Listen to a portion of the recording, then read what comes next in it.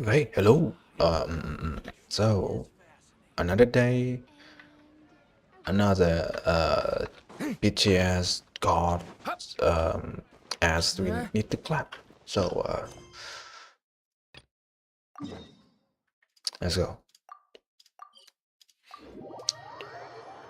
Okay, where's the last time we left off? I need to kind of rewatch the last stream. Ah, okay, so before Albedo and Wanderer entering the anomaly uh bubble, we're gonna be here. Oh, wait, Oh dear. I am feeling the here? urge to jump in a puddle. It's No like a more? scene from a fairy tale. How pretty.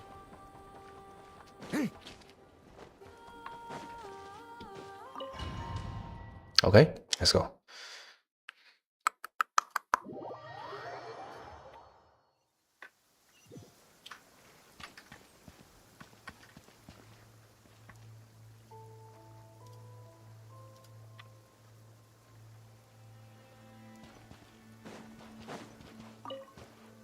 Like I thought. Beyond a certain distance, we can't see the opening where we came in. Maybe that's to prevent people from escaping. Sounds like Dottore's style to me.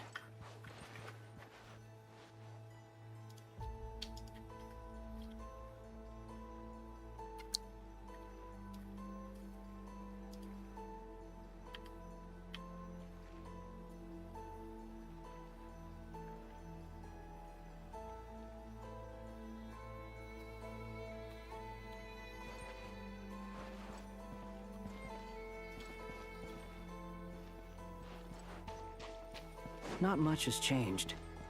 Things are basically the same here as they were before the energy field appeared. Are there people?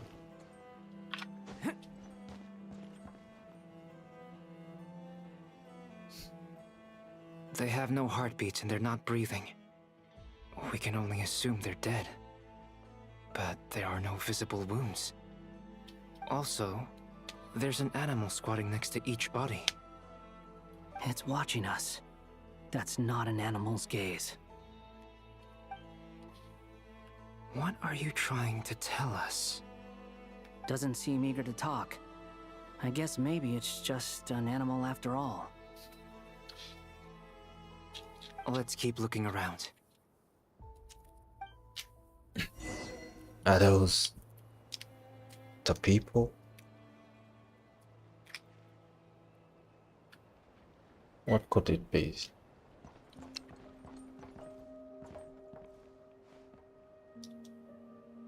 Oh, we cannot use the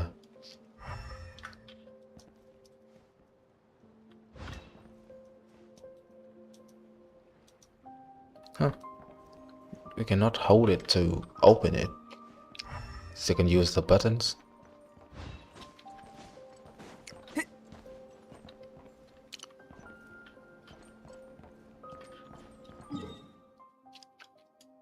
Interesting.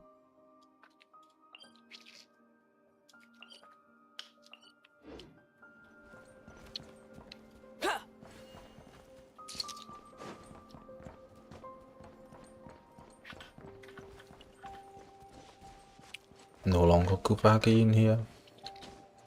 It's like it was neutralized. Same situation everywhere.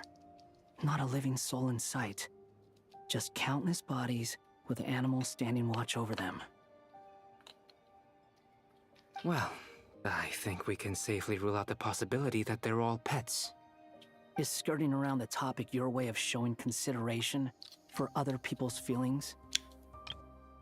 Is skirting around the topic your way of showing consideration for other people's feelings? Is skirting around the topic your way of showing consideration for other... Just being cautious. I don't doubt that you can handle the truth.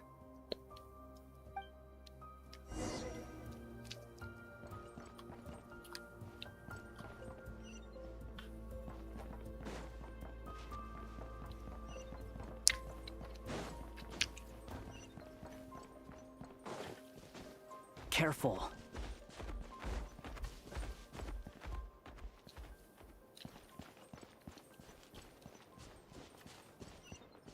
Please, help us. Please. Over there, I hear a voice.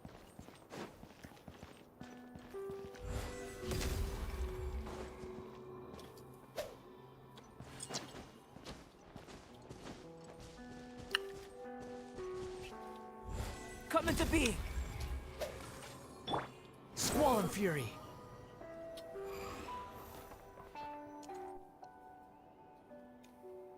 Please, help us. Please. What happened here? I don't know. Suddenly, everyone collapsed. Then my line of sight got lower. I still have some of my senses left. I gotta get out of here.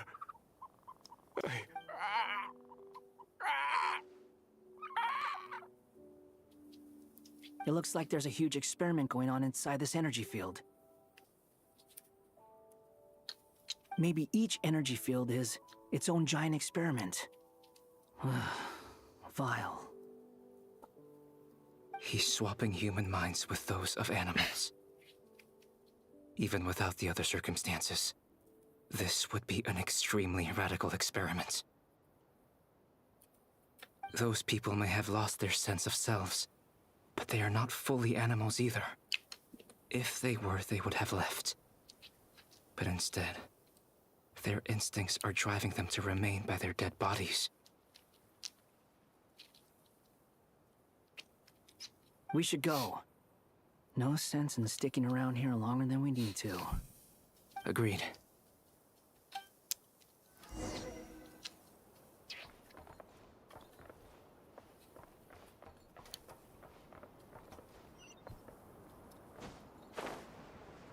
How about...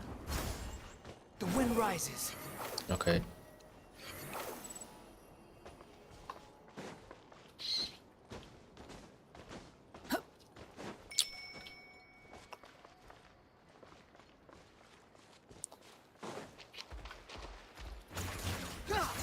Squall Fury!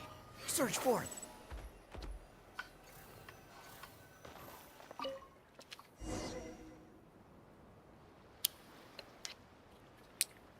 Ah, you're back! Everything okay? We saw some things that take a strong stomach. Otherwise, we're fine. We should share our findings with the others.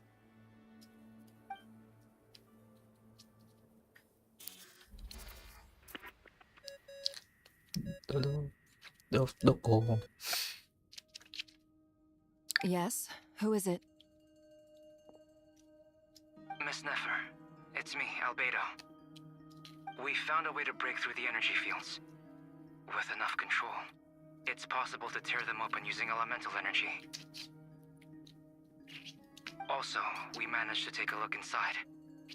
Dottore is carrying out his cruel experiments on an immense scale. Any residents who have failed to evacuate in time will likely meet a grisly end.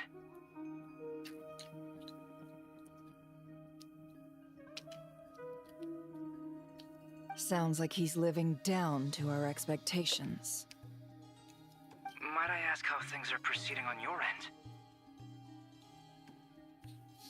I'm just about to get started. I'll be in touch once I have a result. Understood. Stay safe. I will.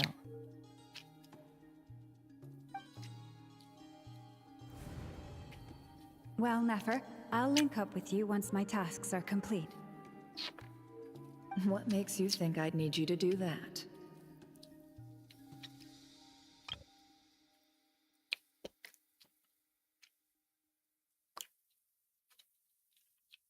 I'll need it. And considering the way you approach certain matters, I think you'll be better off with me present.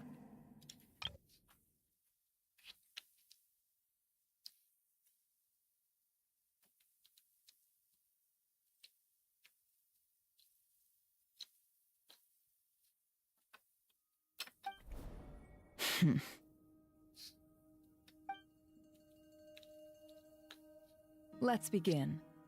Entering simulation mode.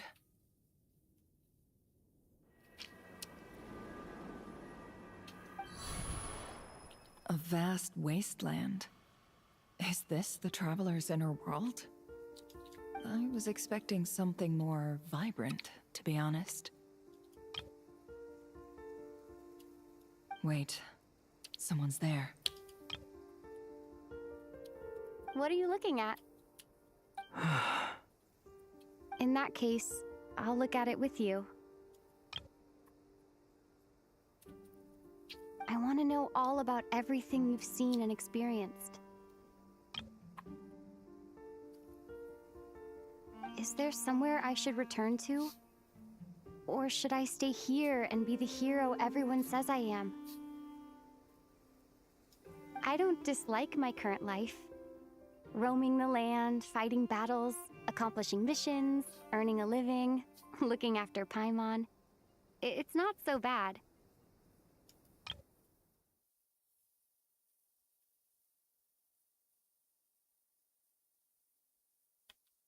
I guess the only thing that's missing is that you're not here with me.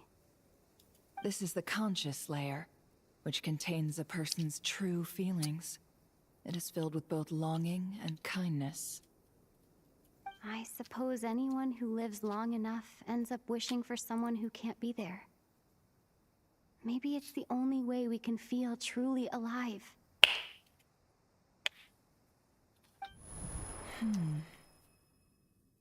Time to delve a little deeper.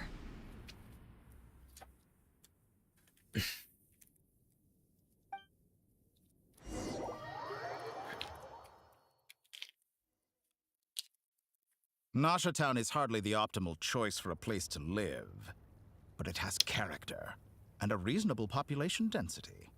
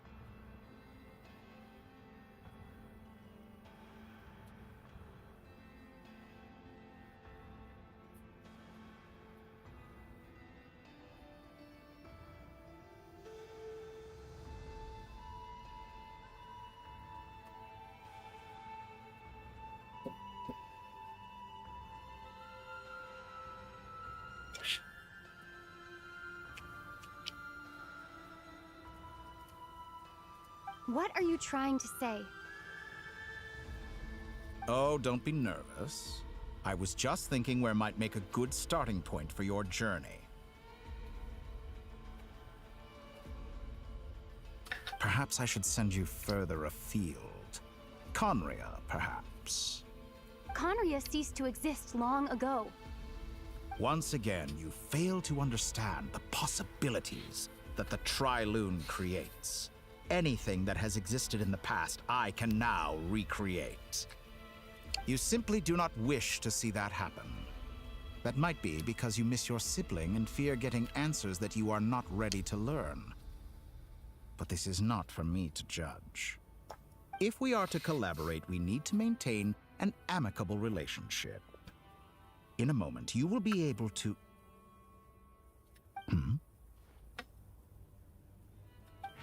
Oh no. Oops. What are you...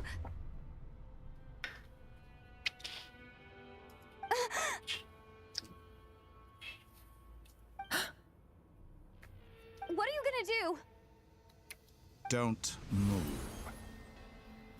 Something unwanted has crept into... Oh? Gone as quickly as it came.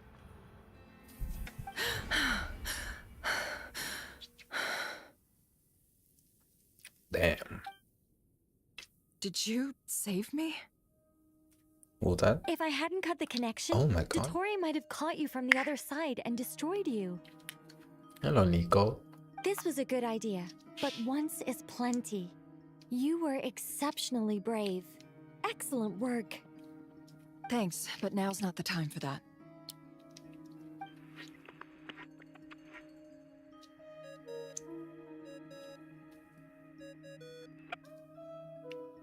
Albedo speaking.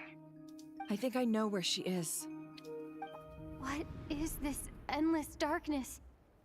I can't see anything, even though my eyes are wide open. But why? What happened?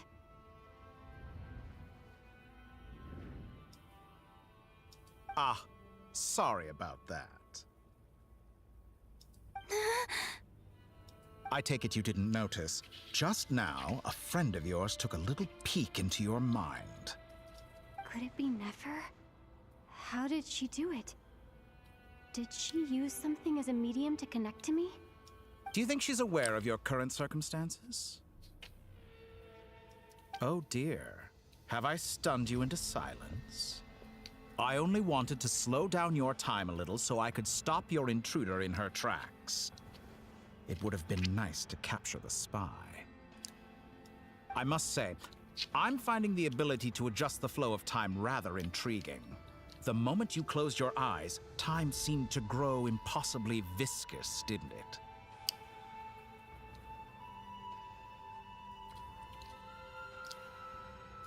A whole month passed before you opened your eyes again, but only for you. No one else was affected. I dare say this is something only a god can achieve. Holy fuck. Point taken. You've proven once again that you have god-tier powers.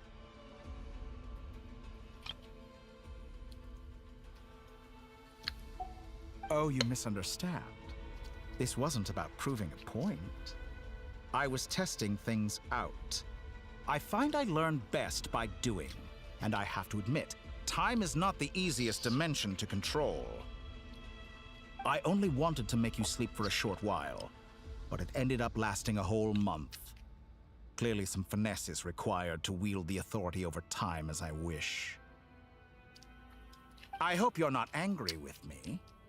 It was only a month's discrepancy, nothing too serious. Had I been off by a year, a decade, or even a century, that would have been quite a different story. You could have frozen me for millions of years. So much for collaboration. You aren't showing much sincerity. Millions of years? To what end? I wonder if you don't understand humans all that well. They are very pragmatic creatures who understand only that which they can perceive with their senses. If I had you sit here for a week, I imagine people might sympathize. But if I left you here for 100, 1,000, or 10,000 years, the sheer size of that number would cause it to lose all meaning to them. They would not have the capacity to comprehend your suffering, and thus they could not empathize. Unfortunately, while gods do exist in Teyvat, it is ordinary humans that account for most of the population.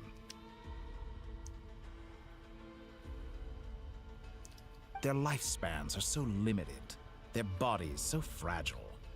Did you ever really hope that they could begin to understand someone like you?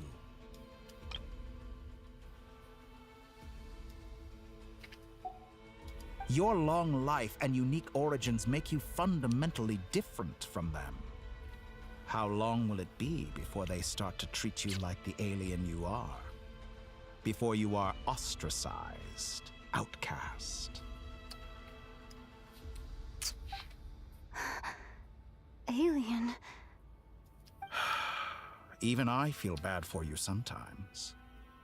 This world has made you into a slave.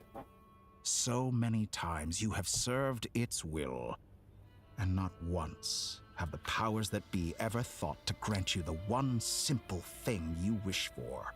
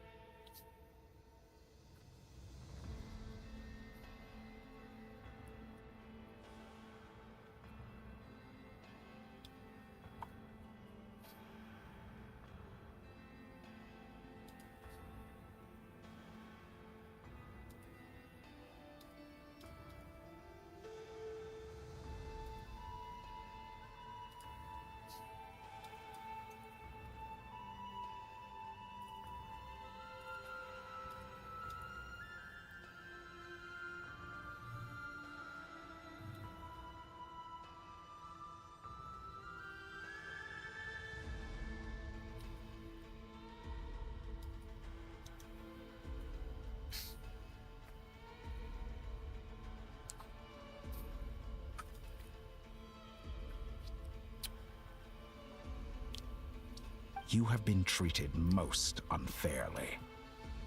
I can change that. I will grant you special privileges and give you back the status you rightly deserve as a descender.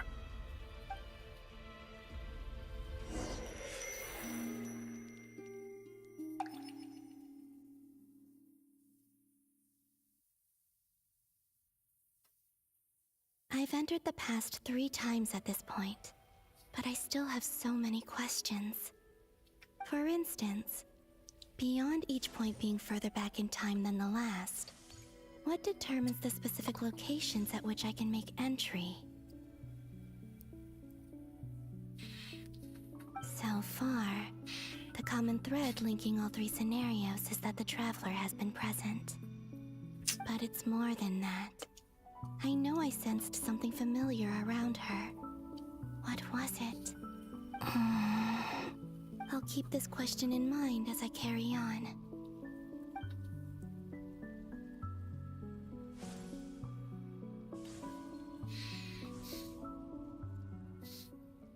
Ooh.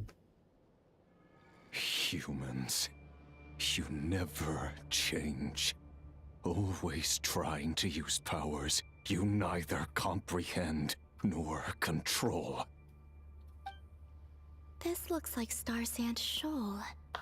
Was this before Rerir regained his physical form?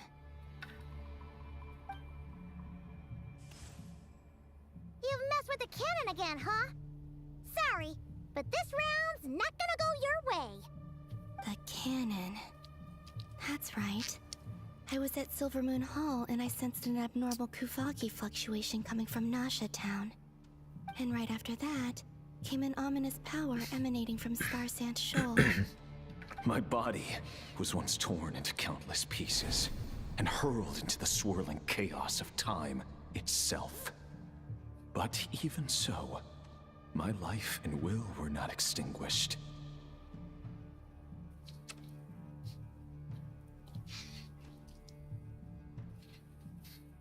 I wonder if I could try to prevent his resurrection. But how would I do it? What can I do here and... Traveler! Behind you! Look at that light! No, I won't make it in time.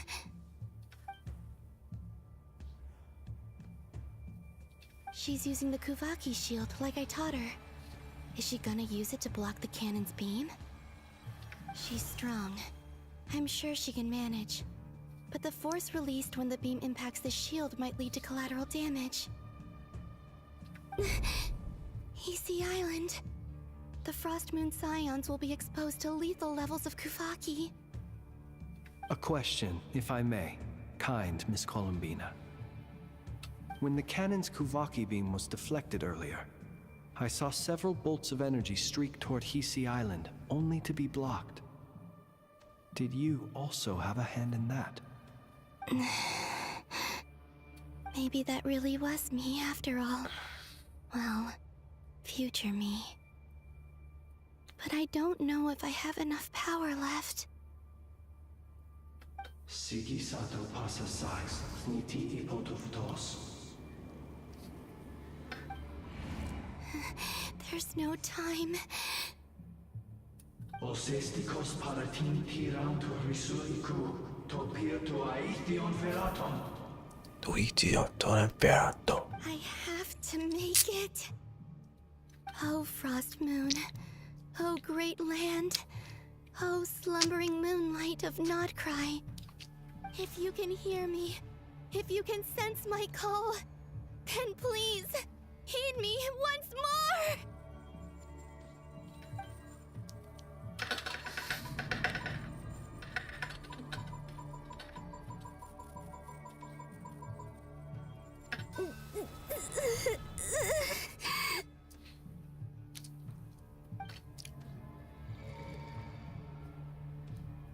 Did it work?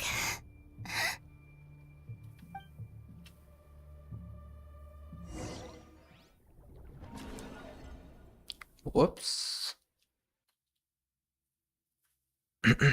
There. Hey, wake up. What was that? Hey, did you hear me? Sandrone? Columbina, I said wake up now!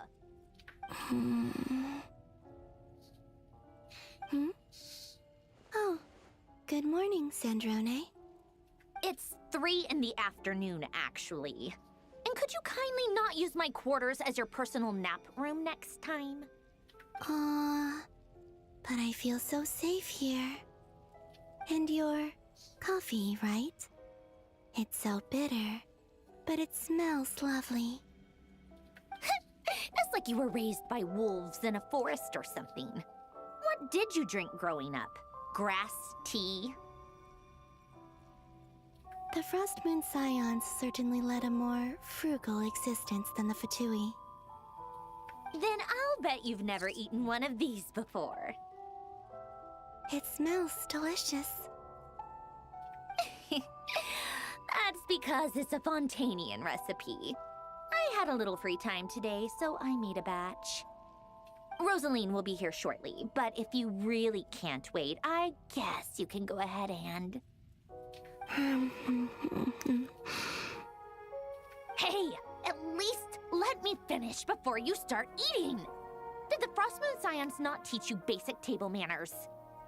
Or did the rules not apply to you because you're the high and mighty moon goddess? These are so tasty. Of course they are. I made them. I was worried they might contain traces of machine oil. What?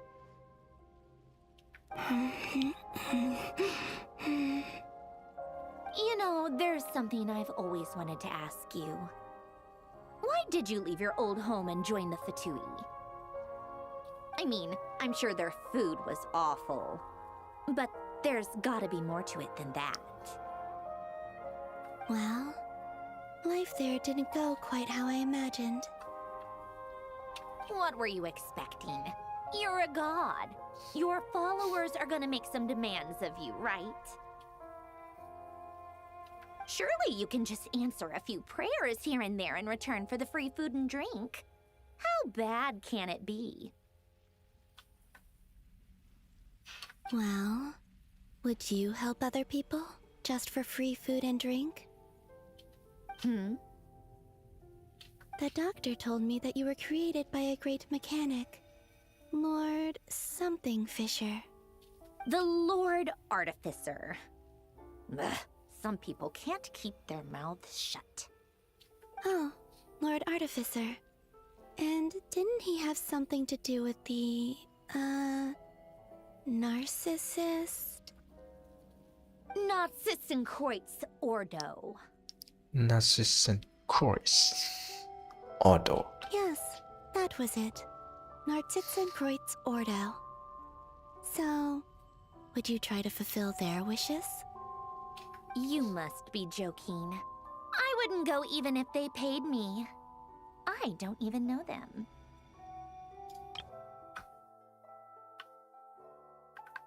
Exactly. Well, I felt the same way. I did not know the people who made demands of me. What do you know? We're on the same page for once. In his later years, Alan did ask me if there was anything I wanted to do. If I had any wishes of my own. Well, I don't.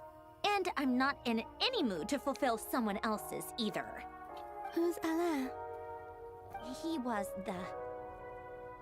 You know what? Never mind. You're not gonna remember. Anyway, the point I'm trying to make is, neither of us is the self-sacrificing type. Let me ask you this. What sort of place would you like to live in, if you could choose? A place where people don't ask me for things I cannot give them. Where they don't worship me, or fear me, but just want to chat with me like a normal person. I'd also like the freedom to come and go as I please. And ideally, it would be somewhere with the smell of coffee and snacks. Not to burst your bubble, but no such place exists in the world. Now, take your snacks and scram.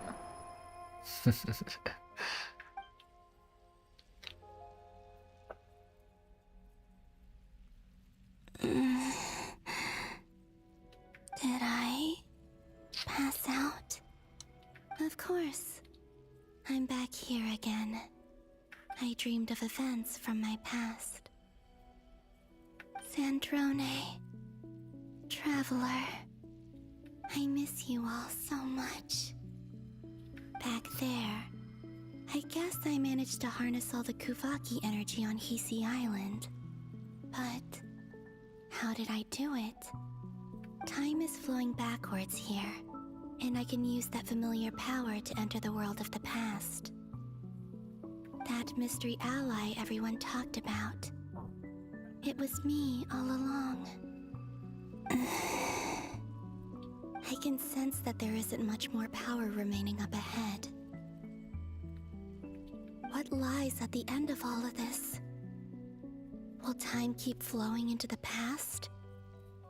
And will I ever find my way back?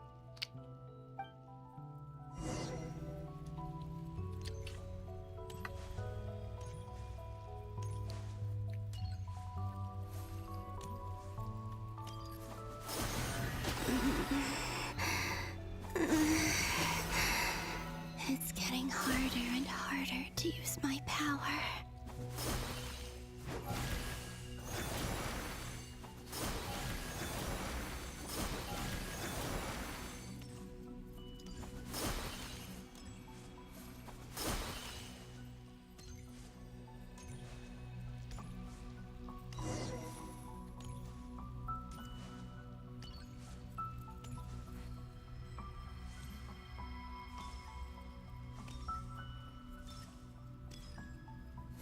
I'm no match for the Abyss in this state. I need to avoid the contaminated fragments. I kind of want to see it. Okay.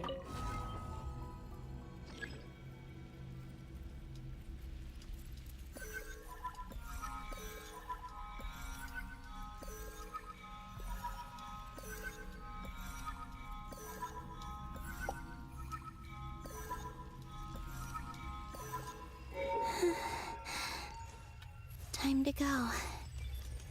I wonder where I'll find myself this time.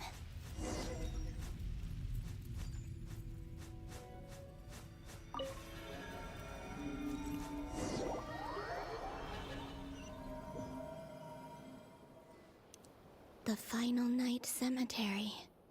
This is where Flint's is based. Or not! How are we supposed to read through this many files? Difficult, yes, but it is also our most efficient option. Seems like they're searching for information. Oh, I remember. Flint's and Varga talked about some files on the Wild Hunt. Was this my doing too? To expose the true intentions of this Rereer, We need to dive into Notcry's history. Are my actions changing the past? Or are they simply completing a process? Is all of this inevitable? Or am I the one making these decisions? If I choose not to help them now, will it change how things turn out? Hope we don't land on our heads then. They're my friends. I can't not help them.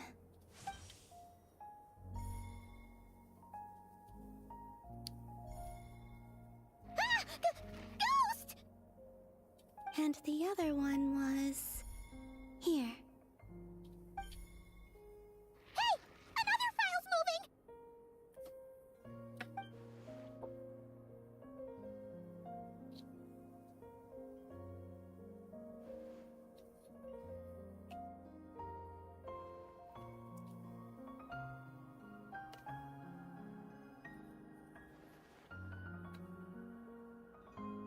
That should do it. Hmm? Luanatar? You can sense my presence? Wait!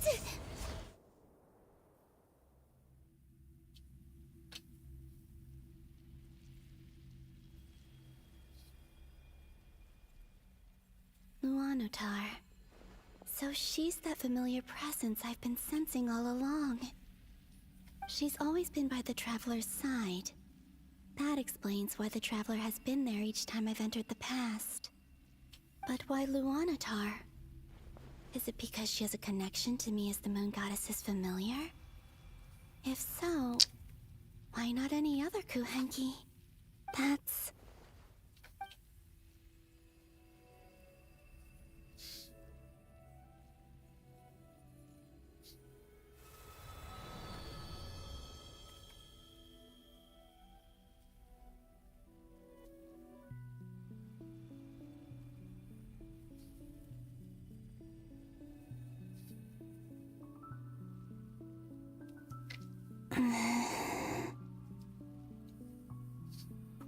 I cannot sense any power up ahead.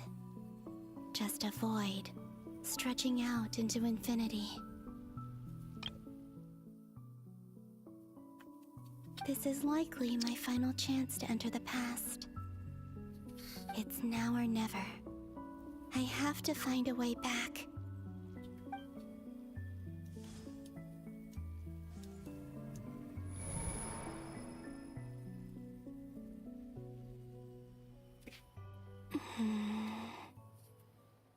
Heasy Island?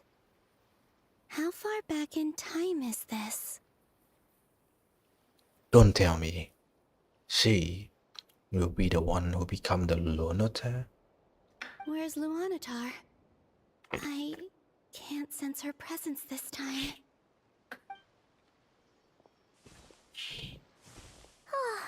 Seeing Enefa and Aino reunited like that sure was heartwarming. Traveler, Paimon. No, stay calm. I don't have much power left to change things. I don't even have that much time left here. Think, Columbina. How do I find a way back? A way back... to where? Do I go back to Moon Prayer Night? Or to the future that followed? And if I return in my current state, what will become of me then? Dottore's actions that day proved that he'd been planning that for a long time. He had already seized the power of 2 moon marrows before capturing me.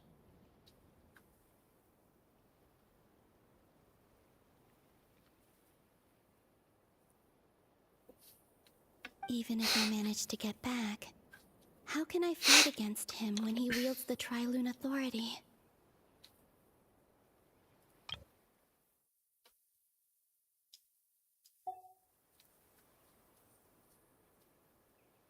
I can't. If I go back like this, I'll be playing right into his hands. I have to find some way of rivaling the power he has usurped. Wait. Time flowing backwards. The Tri-Lune Authority. Does that mean... I think I know what the final destination of this lunar reflection might be. I know what I must do. Speaking of homes, we must already be close to where the Frost Moon Scions live. The vibe here feels different, just like the scenery. But how do I communicate my plan to my friends? Should I write it down here? No. Someone else will see it. I need something with a close connection to me. Something I can use as a medium to tell them what's happened to me in here.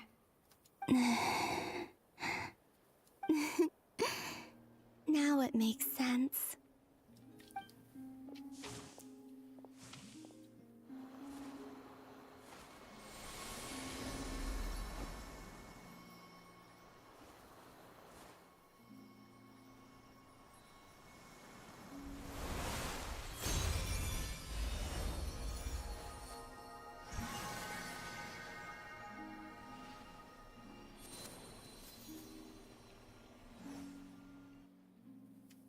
Hey, what was that?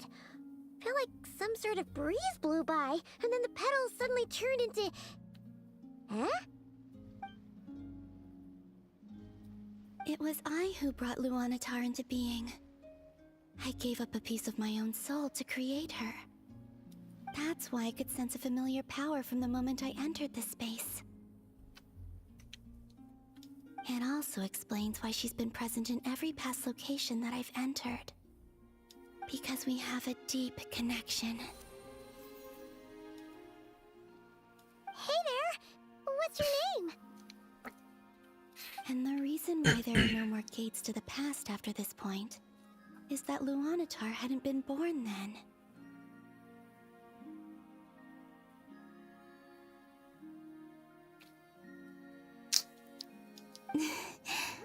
No wonder I sensed the trace of a blessing when we first met. But I still didn't recognize the soul hidden within you. Back then, I was just a little lost dove. I had yet to become Columbina Hyposelenia. Go on now. We've got stuff to do. Best you find someone else to hang out with. Hey, you scared it off. I'll be counting on you.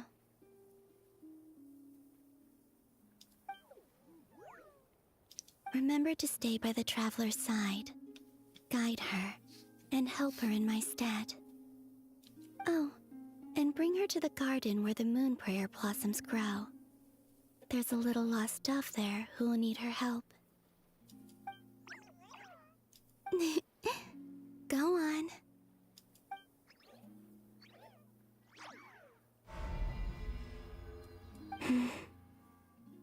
You too. Go and live your story. As for mine must go in a different direction.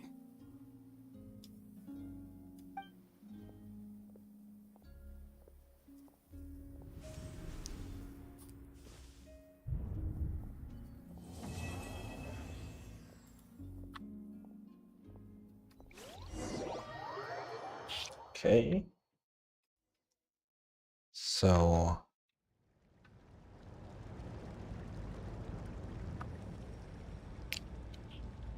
how would you like to experience the thrill of never being held accountable for your actions?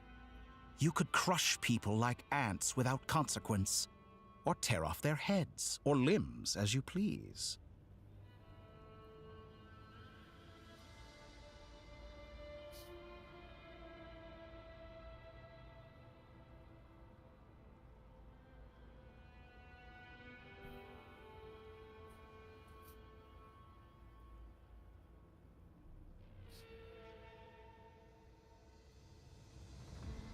Believe me, such a life is but one small step away.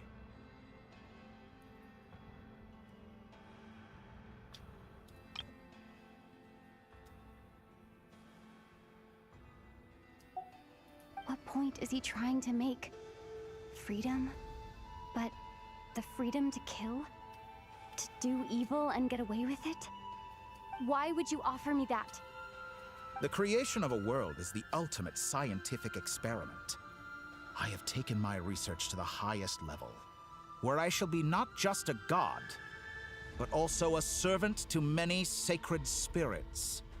I shall heed the truth and perform holy deeds.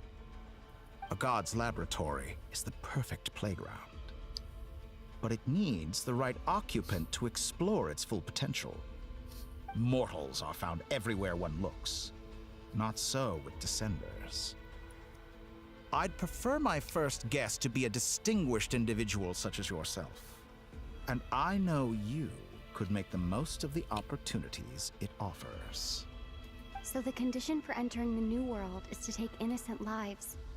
The same dilemma that Rerir once faced. Could I really bring myself to kill others for my own benefit? Rerir did. And look where it got him.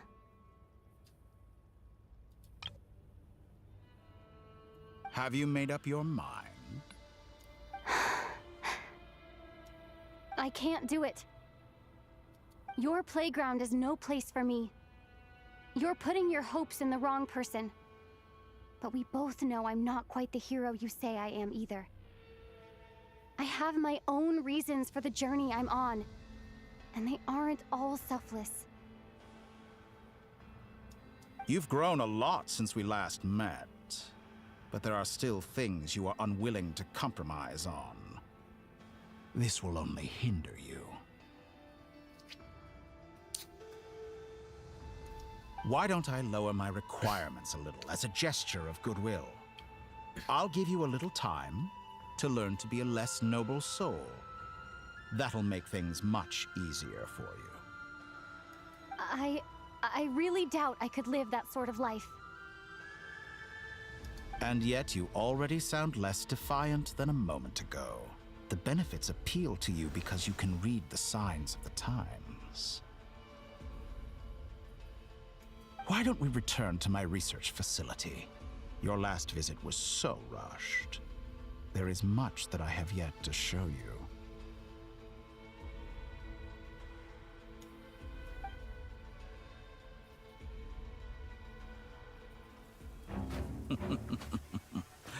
Now to that question,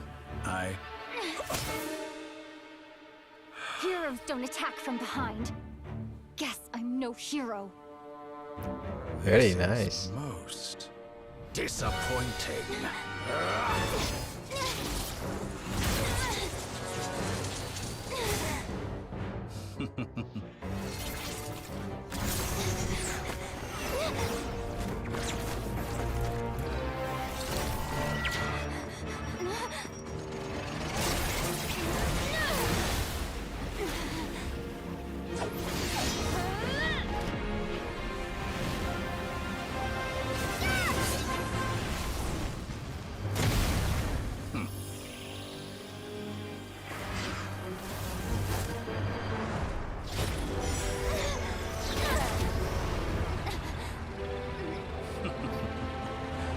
Now then.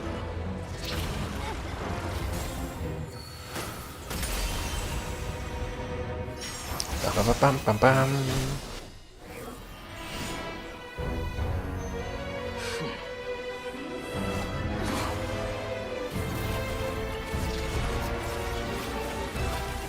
Very nice. Face.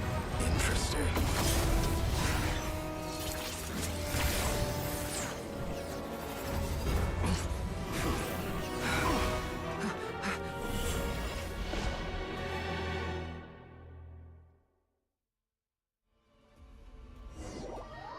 Yeah.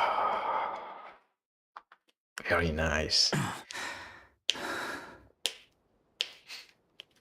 You're still gonna call me Hack Guy after that, huh? I didn't see anyone else in there who needed saving.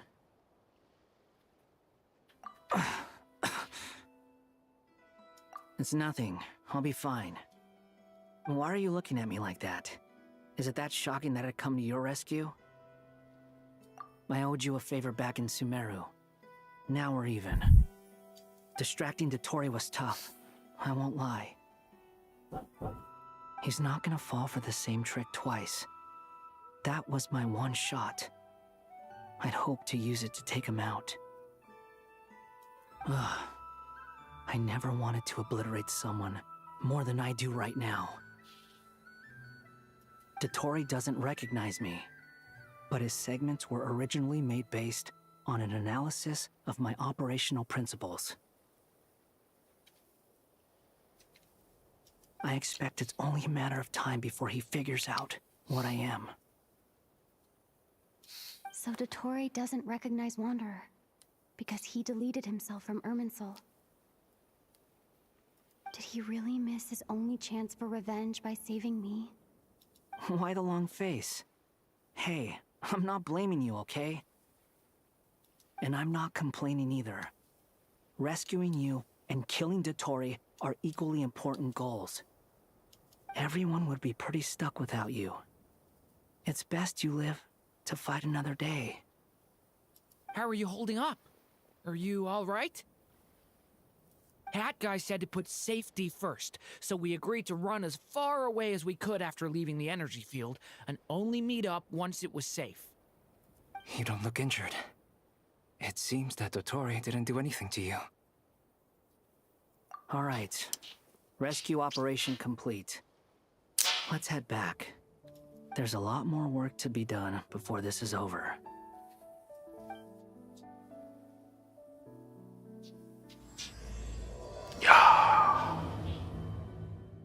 Wah, mantap.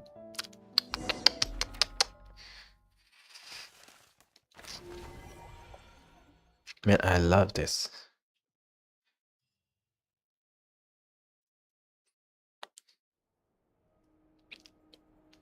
Understood.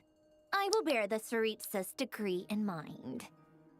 Slap the ass. I don't see what's so awesome about it, though. Does he really think everyone else is as immature as him? I'm not stooping to Tartaglia's level. Awesome.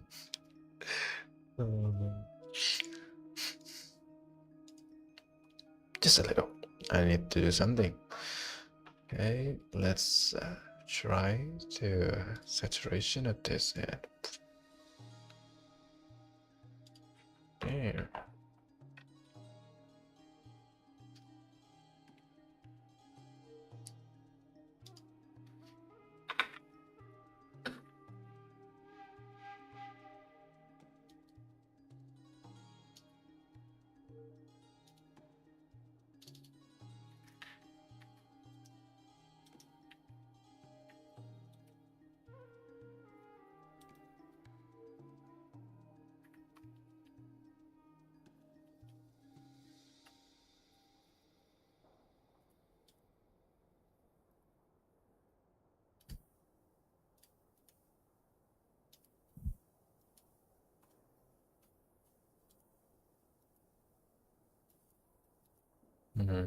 I don't think that I'd like this.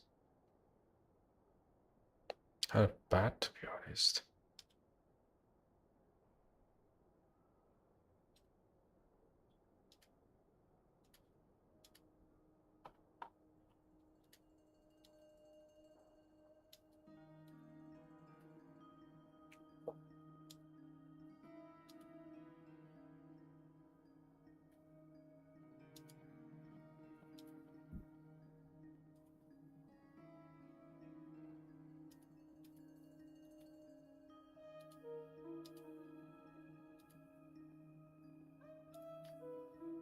I thought you might say that. I don't see what's so awesome about it, though. Does he really think... How's your progress? Quite promising, actually. That alchemist Albedo gave me a few ideas. Remember how I asked you to look up some files for me? That stuff on the Natsitzenkreuz Institute. René de Petrichor and Jakob Ingold. Alangilton despised René's theories and methods, but he never managed to come up with better alternatives either. So I adopted some of Renee's ideas.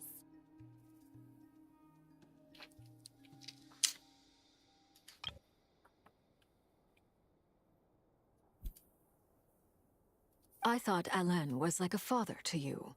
He and Renee were mortal enemies, were they not?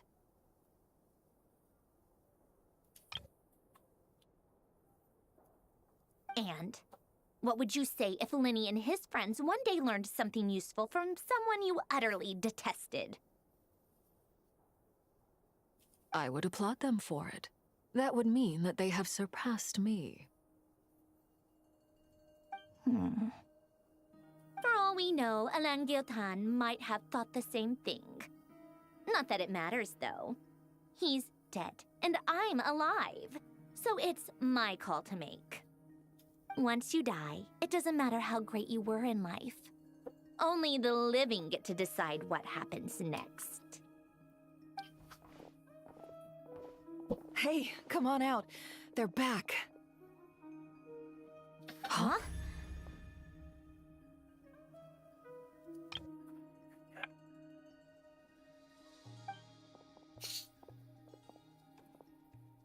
You're back?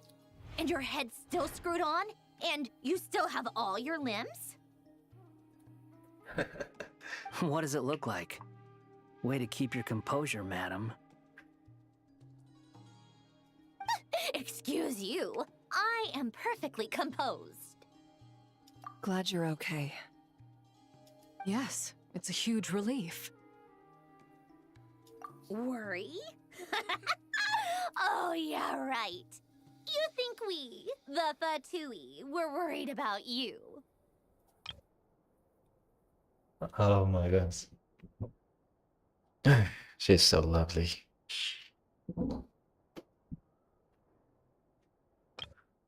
Worry? Oh, yeah, right. You think we, the Fatui, were worried about you? We were worried sick. Hey! The Traveler and I were already friends. You are free to join this mission in whatever capacity you please. Much like your tea parties. It's a laugh a minute with you guys. I must say, I was quite surprised when Mr. Albedo told me he would need no additional aid. We discussed this on our way back as well. I am rarely so unequivocal, but in this case, we had full confidence in Hat Guy. He said he knew what he was doing. Albedo and I pretty much had to just wait outside on standby. Meanwhile, Hat Guy broke into the energy field and rescued the Traveler solo. You didn't have to mention that. Well, I'm thoroughly impressed. You are a force to be reckoned with, Hat Guy. Is she back? Is she really back? Traveler! It's really you! Oh, thank goodness! Paimon missed you so much! You can finally breathe easy, Paimon. It's great to have you back in one piece! Oh, Paimon's been having nightmares the whole time you were gone! Look at them. You know, once you reach my age, there's nothing better than watching a misty-eyed reunion between friends. It's nothing. Same goes when you get to my age, too. I bet Ino and Anefa would be tearing up as well if they were here.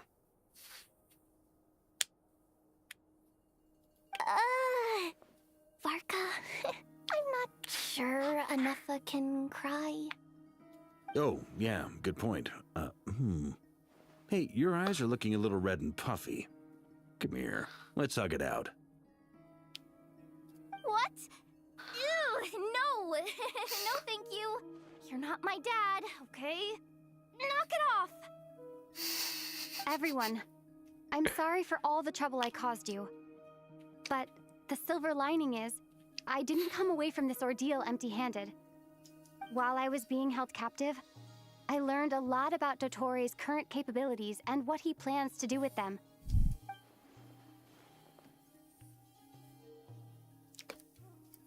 The 3 moon goddesses were even more powerful than we imagined. No wonder Dottore believes himself to be equal to the gods. Maybe even superior. Utter blasphemy. While everyone was gone, Nefer and I made an interesting discovery. And I believe Miss Sandrone has something to share too. Ma'am, perhaps you could do the honors?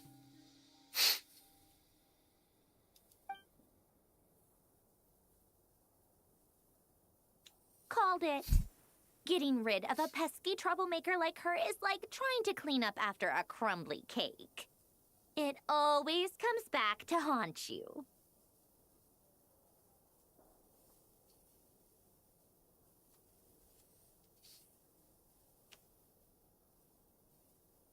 Our next step is to find a way to bring her back. Called it. Getting rid of a pesky troublemaker like her is like trying to clean up after a crumbly cake. It always comes back to haunt you. A place where time flows backwards, with no destination in sight. Surely it must have been created for a specific purpose. But I fear the answers are buried deep into Vat's history, held by great powers beyond our reach.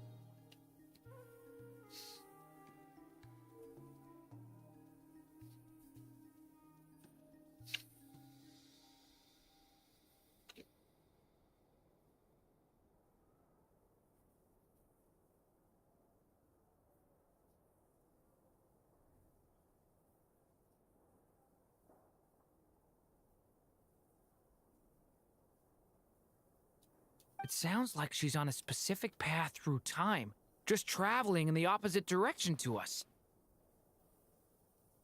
The question is, where does that path lead? Or will it keep going to infinity? We considered that question as well. Strictly speaking, time is not infinite. Indeed not. Every road has an end. Nicole! You sure loved quietly sneaking in mid-conversation. I do, in fact. It's something I've always done at our mages' tea parties. Quiet, mysterious, and persuasive. You wonder what lies at the end of her road. Well, just as the world has a beginning and an end, so too does time. And so, the end of the road is the moment that Tevat was born. But where Miss Columbina will end up along this road, that depends on where this particular river of reverse time began. What about the original moons and the moon goddesses? Do they have a beginning too? All things do. In the beginning, no moons adorned the sky. It was the Dragon King Nibelung who raised the 3 moons into the heavens, and thus were the moon goddesses born.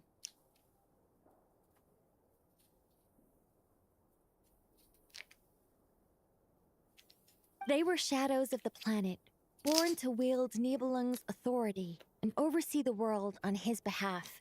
They were extensions of his will, manifestations of his majesty.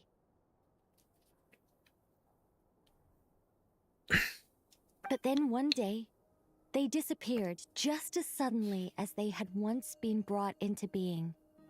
Nobody knew where they had gone.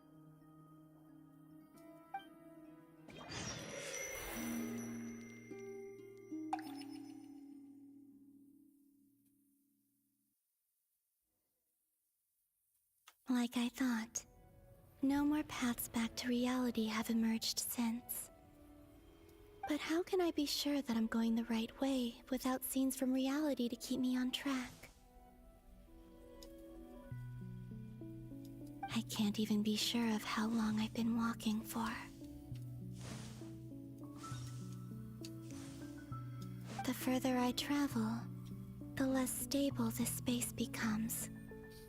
There are even moments where I can sense something that feels like abyssal energy. They can just materialize out of thin air. I have to keep my wits about me.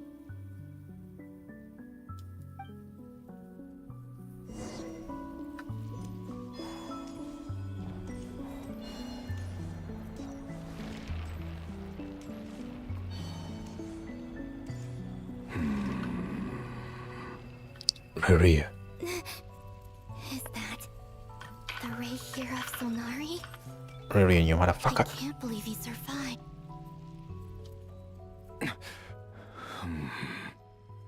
You are the moon goddess.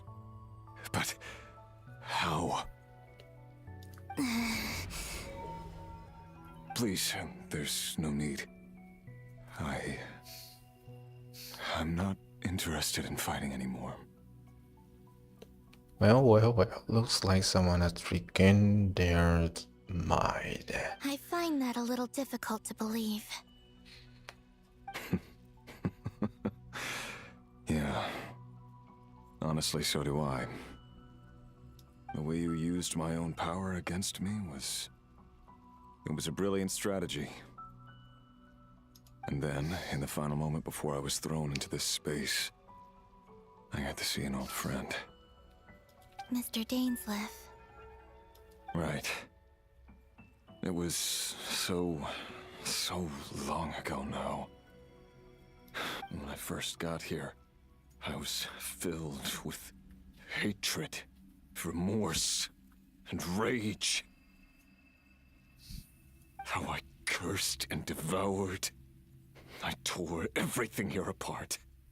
I was consumed by the desire to leave this place and have my vengeance. But to no avail. This is a place with no exit. This is the second time I've entered this space. Though I have no memory of the first. I was torn to shreds the moment I entered. But this time I survived. It must be partly because of this new body, and partly because of all the Kuvaki I absorbed in Nodcry. Are you the source of the abyssal power in here? Not all of it. Some is from when I first arrived here and tried to destroy everything. But there was already a degree of abyssal power here, before I entered.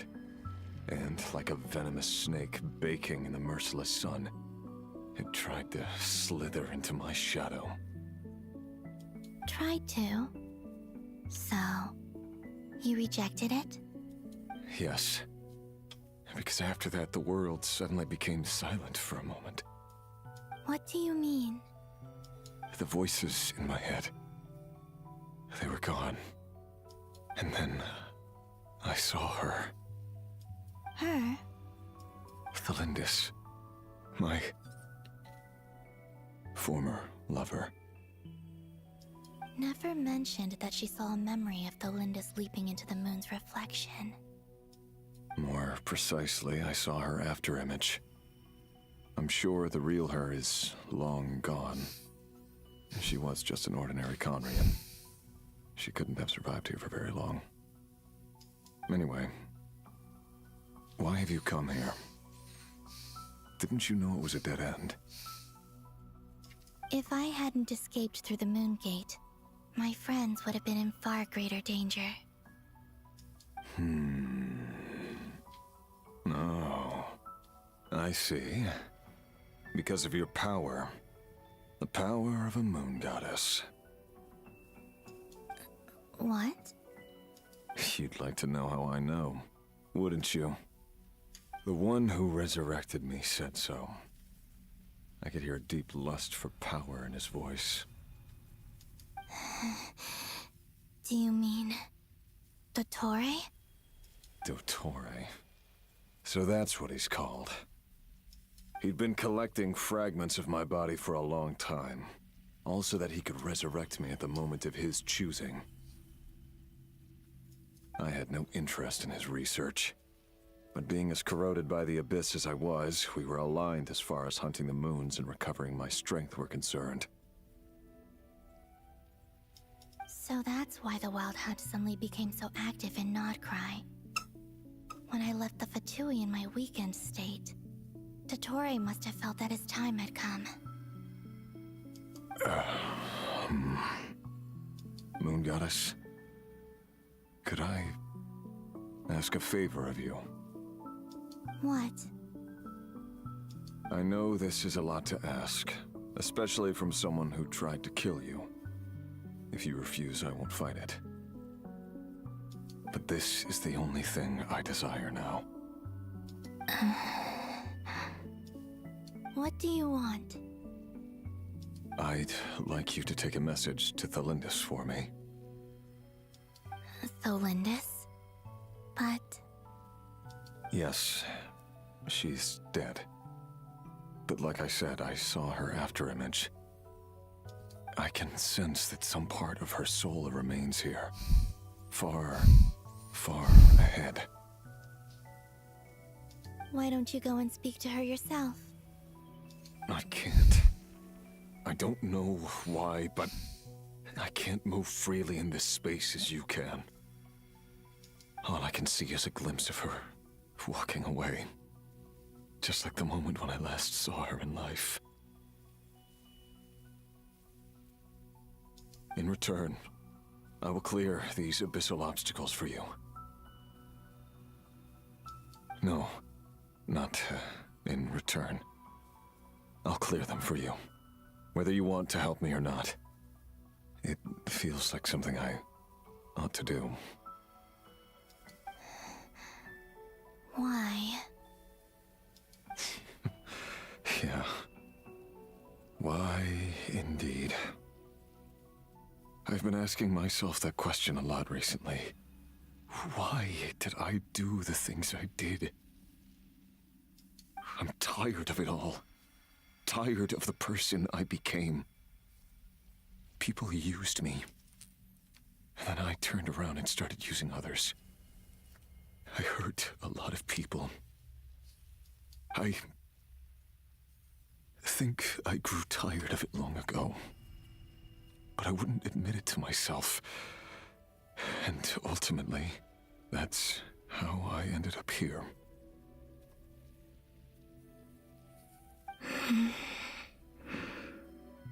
What do you wish to tell her? All of it. My past. My mistakes. Everything that happened after we were separated. Is it okay if I give her the abridged version?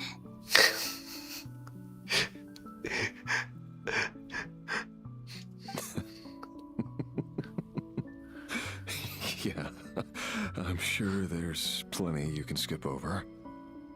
Just tell her the important parts. Do it. Whatever you think that means. Like, though it's so long, I'm not gonna say all of it. Briefly, only. Like the part where you relentlessly tried to kill us? It's up to you. Love demands honesty. But my relationship with Thalindis was built on lies. We hid too much from each other. But after living my whole life in the shadows, I don't want to hide anything anymore.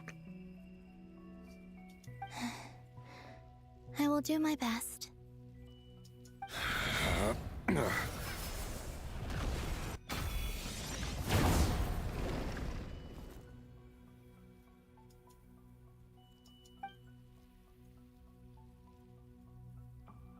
There. The Abyss will no longer stand in your way.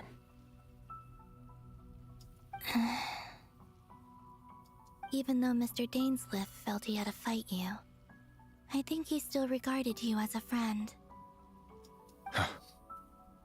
Dane? He said that you betrayed him, but he also felt great remorse at never having understood what you were truly going through.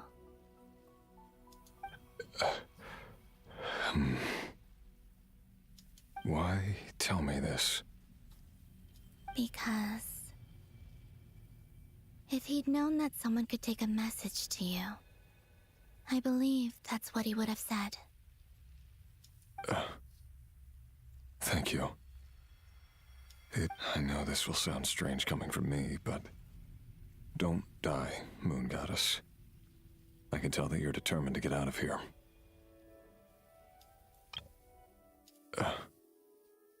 Thank you. It means a lot.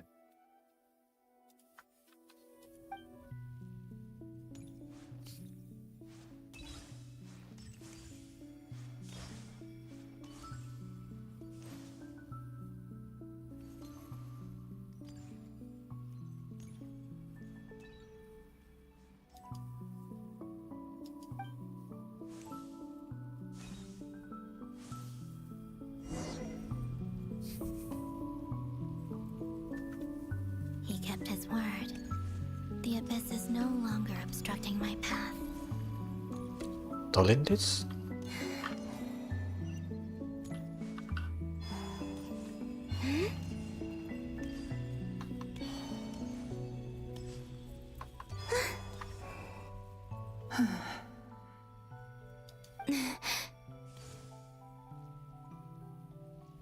Is that the Lindis? She wasn't far off at all. And yet, they can never meet. Hello, Miss Delindis. Who are you? How do you know my name? I've never seen anyone else here before. You can call me Columbina. I promised Rerir that I'd bring a message to you. Rerir? My Rerir? Is he well? He's doing better than he was. Better than he was, huh? Sounds like he's had a pretty rough time. Others have had a rough time on his account too. In many cases, their time ran out because of him. And I'm not just talking about the children of the Crimson Moon. So, things got worse before they got better. Could you tell me what happened, Miss Columbina? Are you sure you wish to know? Yes. This is my opportunity to learn the truth. No matter how hard it is to hear, I have to know. I admire your courage. However, time is short. I cannot stay here for long.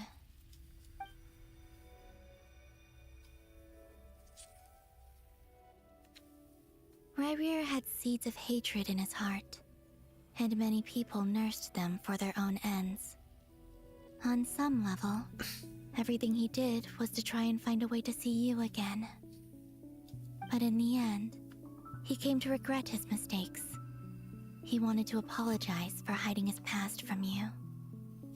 Beyond that, he did not say specifically what it was he wished to convey to you. But I'm sure that you've always been on his mind. You are what has kept him going over all these years.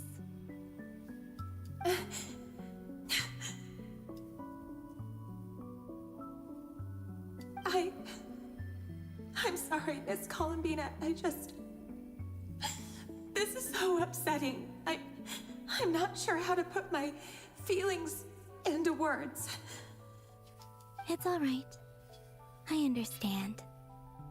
Well, that's everything from me. So, I guess I'll be... Wait for a little. I hope that Tolindis have something that she taken out of this dimension all those years. Wait. One moment. Time flows backwards here. The road ahead only leads further and further into the past. I know. I intend to reach the end of that road. Without a moon marrow, without the 3 moons' power, you won't make it far. Wait, unless... Are you one of the moon goddesses?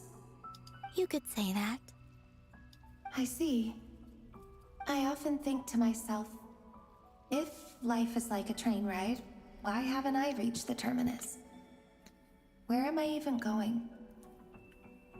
And it's not just me, it's this whole place.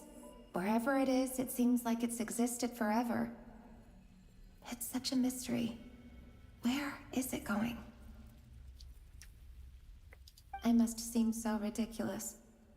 I can't answer these basic questions, and yet I jumped right in here without hesitating, only to be torn apart the moment I entered by powerful energy currents. Only my soul remains now. Thinking back, I was suddenly overcome with fear and terror in that moment. Perhaps I too became bewitched by the abyss. I may have been the leverage it needed to control Rayrir. I used to be a researcher at the Universitas Magistrorum in Conria, researching the iridescent moon's marrow. Eventually, I came to the conclusion that time in here flows in reverse. Rayrir was one of the Finster King's retainers. With me, he was in an impossible position. It plagued him constantly. I wanted to help him escape his lot in life. I wanted him to be happy, so I thought I'd use this place to return to the past. At the time, I thought I could just go back to the day that the Finster King first found the prince. It was only after meeting the prince that the Finster King started going too far with his research into the abyss. That was the day all of our woes began. I thought I could stop the king from ever meeting him and solve everything. I couldn't kill the Finster King himself, so I had to find another way to save Rayrir. That's why I wanted to go back, to kill the person who had brought new possibilities to our realm. I'm sure it was a futile endeavor, but the abyss probably enhances the basest human desires. So I naively hoped I could change everything. But I was simply too weak. Like a speck of dust against the whole universe. Look at me. I didn't even survive the journey here. Not physically, at least. I know I'm never getting out of here. But you're different. You can make it, and I want to help you. I owe you that much. How do you plan to help me? Have you noticed the golden energy that exists here? Based on my past research and my observations since coming here, I believe they carry you forward faster. I can share what I've learned, and help you understand the pattern in which this energy appears.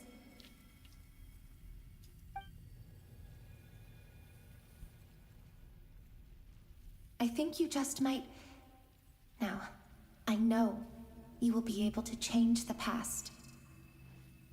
Also, I've been speculating about where this space ends.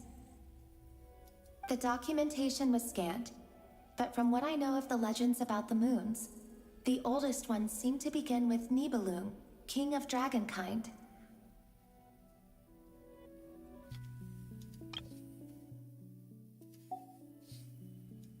I have no way of verifying any of it by this point, but if it's true, you might be able to reach that era if you keep walking.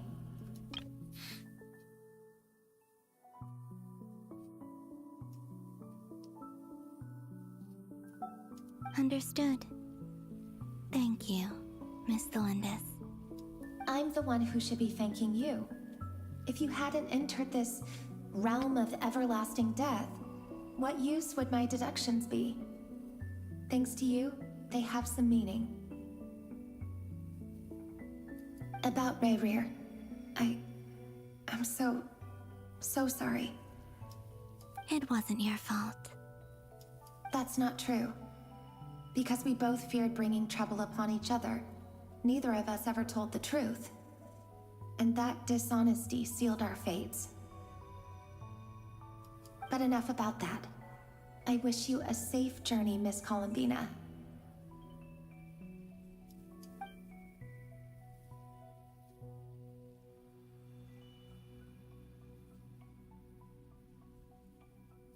And may the outside world never have to experience pain like this again.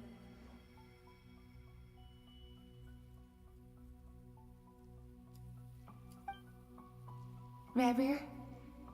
You're there, aren't you? I cannot see you, because you exist in the future. I expect we'll be trapped in this prison of space-time for all eternity. But please, gaze upon the past, and then sit for a while.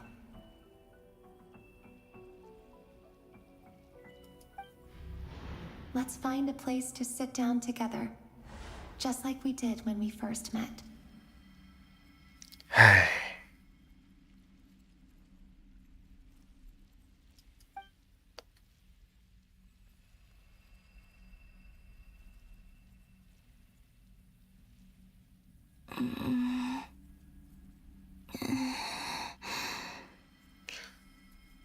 How long have I been walking?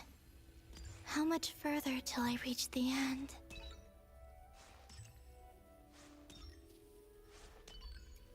Is there even an end to be found? Everything's getting blurry.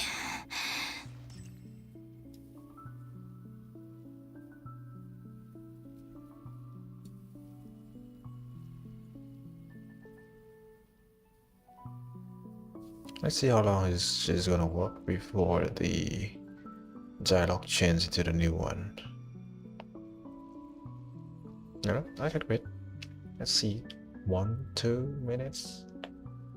5 minutes? Maybe? Oh, she really keeps walking, huh?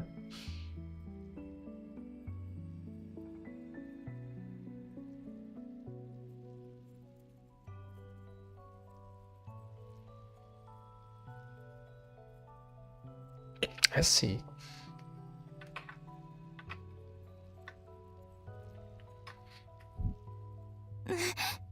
Oh. Damn. See? Telling you. Not too long.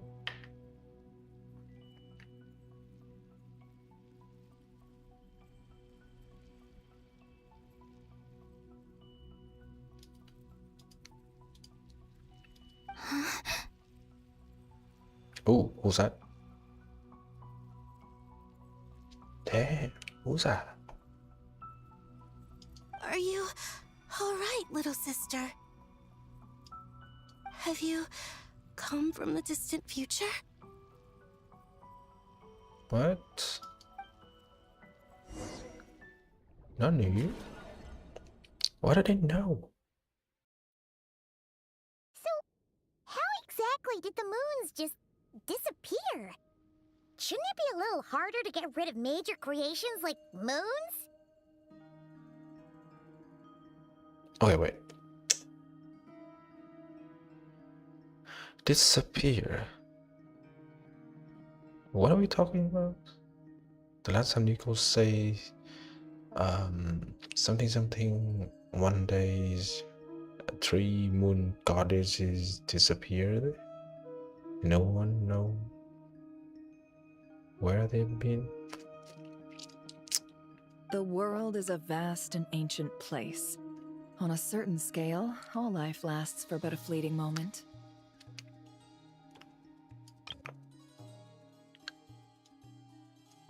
Miss Nicole explained that the moon goddesses likely perished in the War of Funerary Flame.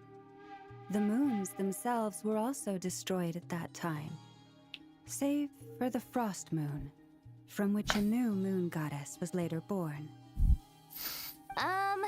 Am I missing something then? 'Cause the stories say that the moon goddesses were born on the moon, but doesn't Columbina say she was born in Nodcry? Huh, you're right! Why do their birthplaces differ? What's the difference between the 2 generations of moon goddesses? Also, remember what Sandrone said? Her scans detected 4 moons. In other words, 4 moon marrows. Technically, the result of the scan means that 4 moon marrows were detected and positively identified as moons in that moment.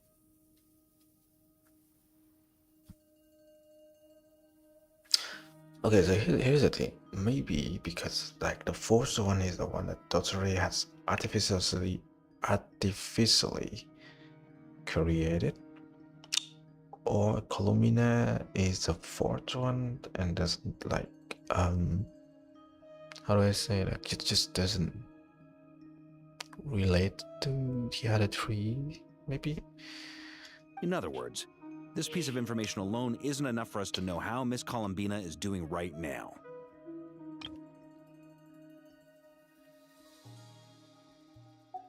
Yep, we have no way of staying up to date on whether she's dead or alive. She's on her own for now. But at least she's trying her best to get back to us. Yeah, she's a tough cookie, and a sore loser too. We have to trust that she'll find a way, because we really need her power. As much as it pains me to say it, we've got no chance of beating Dottore in a straight-up fight. He's much too powerful. It wouldn't even be close. That maniac is going to devour everything in his path until he reaches us. We need to find someone or something that can stop him before he does anything worse. I'll be frank. Our only hope of defeating this false god is with a real moon goddess on our side. I'm not just saying this because Columbina's a friend and I want her back safe and sound. It's just the truth. Okay. And I know that even she was no match for him when he attacked, but I don't have a better solution. We're not giving up on saving her, whether she can defeat Dottore or not. Right. Don't worry, Miss Sandrone. We're all aligned on saving Columbina. No one's trying to argue that we can only justify saving our friend because it will help save the world. This is about multitasking. We want to save both. So, she's more than just a moon goddess to you guys? Absolutely. Duh! She's part of the gang! And you are too, you know. Yes, I know. You don't need to labor the point. I knew that the moment I came running over with my documents that I was part of the in-group. I mean, if Arlecchino can fit in, I certainly can. Anyway, as for how we get Columbina back, I've been working on it constantly. But I think I'm still lacking certain information about the moon.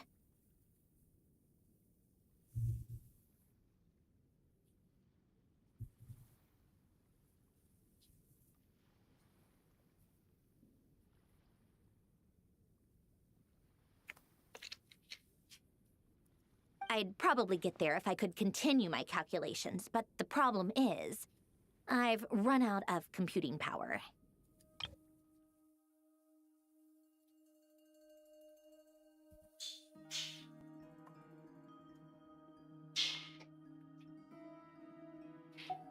Computing power? You mean you need more energy? No, the issue isn't energy, it's processing power. There's so much data to get through that the whole process has just ground to a halt. That's a tricky problem. René de Petrichor of the Nazissenkreuz Ordo once foretold the fate of the world. But I don't know how he did it. My guess is that he used the primordial sea's power. However, that won't work for me. His methodology was vastly different from my own. What's worse, they're incompatible. And, to top it all off, we can't even leave Nodcry.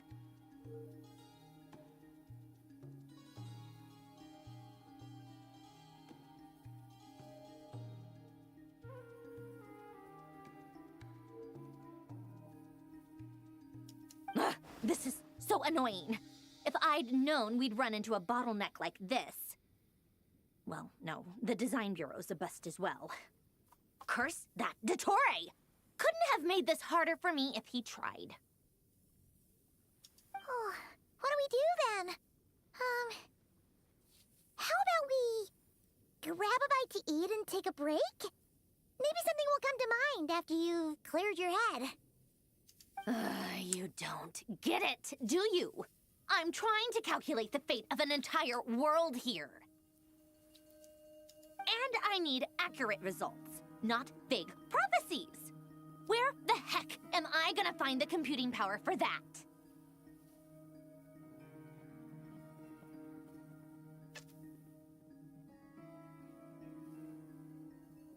Ahem.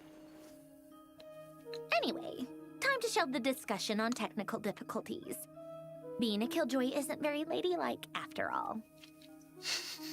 Either way, we've done what we can. Rest well, everyone. Remember to let us know if anything new comes up.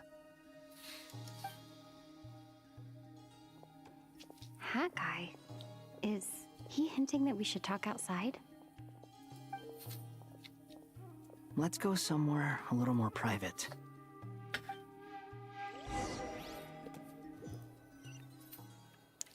The fuck are you gonna do, Wanderer? You know that Dory went back to Sumeru, right? Yeah. She mentioned she was planning to head back. Well. What are you gonna do, Naida? Things aren't looking good for Notcry. She's gone to spread the word so that Sumeru has a chance to prepare for the worst. From what I know of Dottore, there are two possible reasons why he hasn't made a move yet. One is that he's still working through some kinks in his new powers. The other is, he wants to see how we're going to react. He'll easily devour everything eventually, so I guess he's in no rush to make it happen. The first false god he made was me. Now it's his turn. Even though my records were erased from Irminsul, Dottore's ideas haven't changed one bit. He once told me that becoming a god was like turning yourself into a hungry wolf or giant serpent to devour the moon. Clearly, he began studying the moon goddess's powers long before he even tried making a god. He's always wanted to get his greedy hands on divine authority one way or another. And in the end, he devoured the moon where I failed.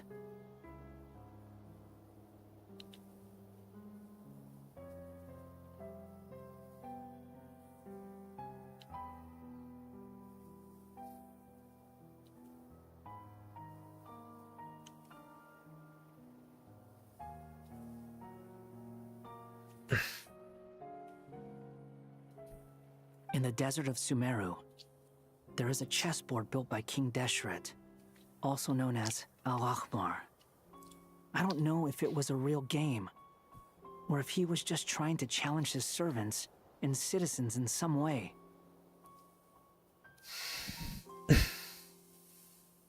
But creating games and setting rules, gods do that as a matter of course. That's the kind of power Dottore craves. Now he has the Trilunar Authority. His power is leagues beyond the common people. I don't think there's any point in other nations rushing to the front line. They're better off focusing on defense and hoping they can fend off any threats that spill out from Notcry. Either way, Dory will inform Lesser Lord Kusanali, and she will contact the other gods in turn.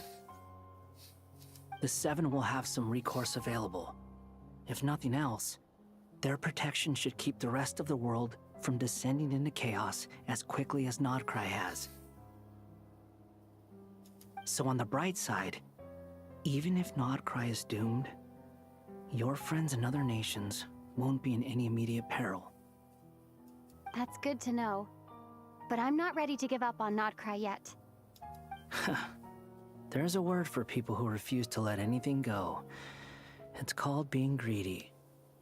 Maybe it sounds greedy to you, and probably naive too. But whatever you call it, that's what gives me the determination to keep fighting.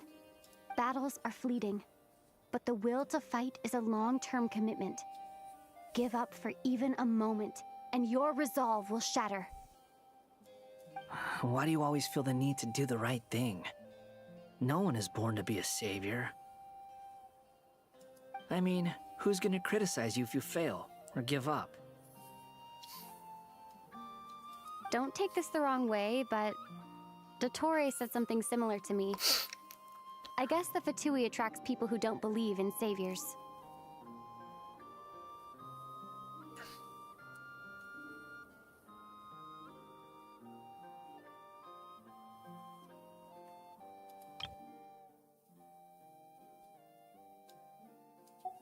Not necessarily.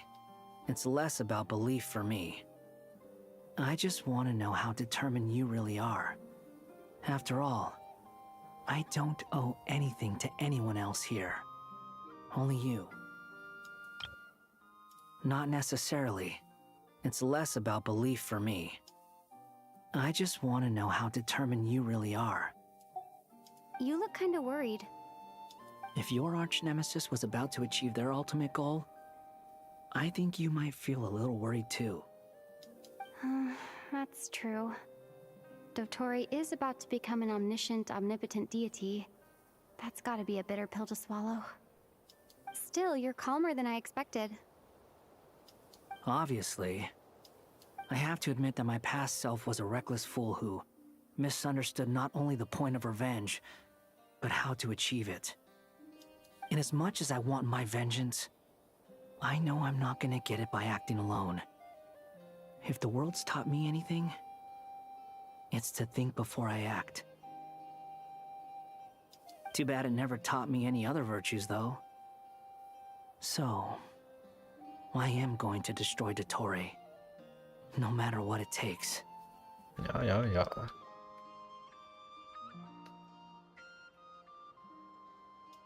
So, what's your plan? I'll get to that. First, tell me, what do you think of Sandrone? Just like Paimon said, she's a friend, part of the gang. How much do you trust her? This is a serious question. Think carefully before you answer. Although she's with the Fatui, she has her own values, and she's helped us a lot. If nothing else, she's clearly going the extra mile for Columbina. I see no reason not to trust her. If you say so. In that case, the three of us need to talk. I have some thoughts about her computing problem. It can be solved, but it will come with a cost. How much? If I can afford it, I'll cover it. Sometimes your heroism really backs me into a corner. You know that? Come on, let's go talk to her. Let's go.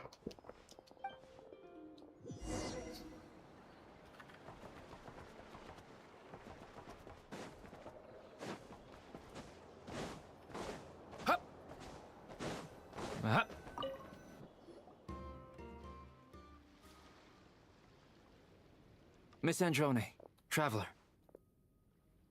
Hey there. Paimon's here too! She was just helping them sort through their things. How did your chat go? That was fast. The call only just ended. Well, you said it was urgent, so we got here as quickly as we could.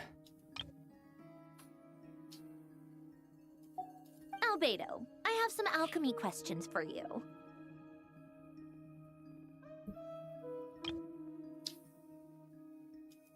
I see. Looks like my knowledge proved useful after all.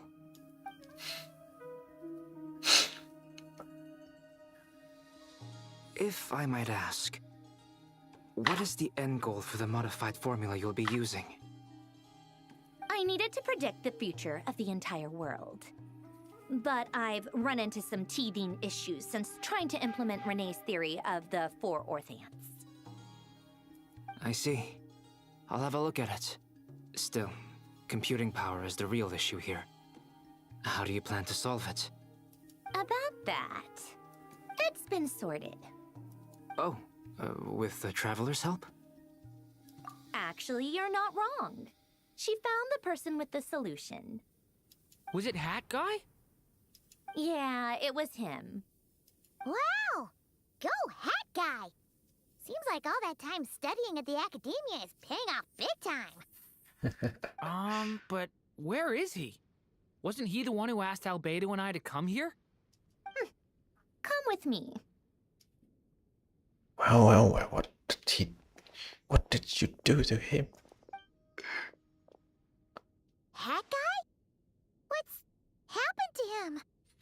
Hat guy, can you hear us? No response. I guess he's in hibernation. Hat Guy mentioned that he was a puppet. It seems that his functions are currently shut down. I presume this has something to do with the solution to your computing problem. That's right. He and the Traveler came to see me. Wait, what? You have a solution? Would you calm down? Why do you always react so hysterically to everything? Excuse me? How would you know? You shouldn't be so quick to judge complete strangers. It's very bad manners. Oh, please. It doesn't take that long to figure out that you have a temper. Where does a mere student get that kind of confidence?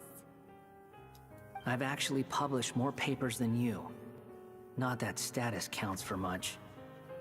Even Paimon's applied for academia admission.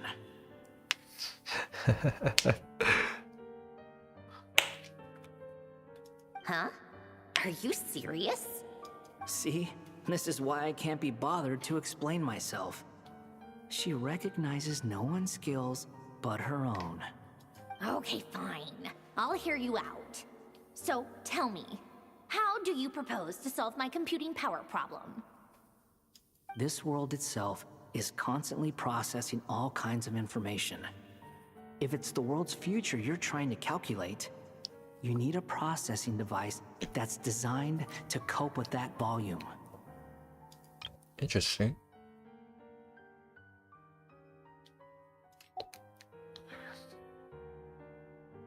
Easier said than done. Only Irminsul can handle that kind of...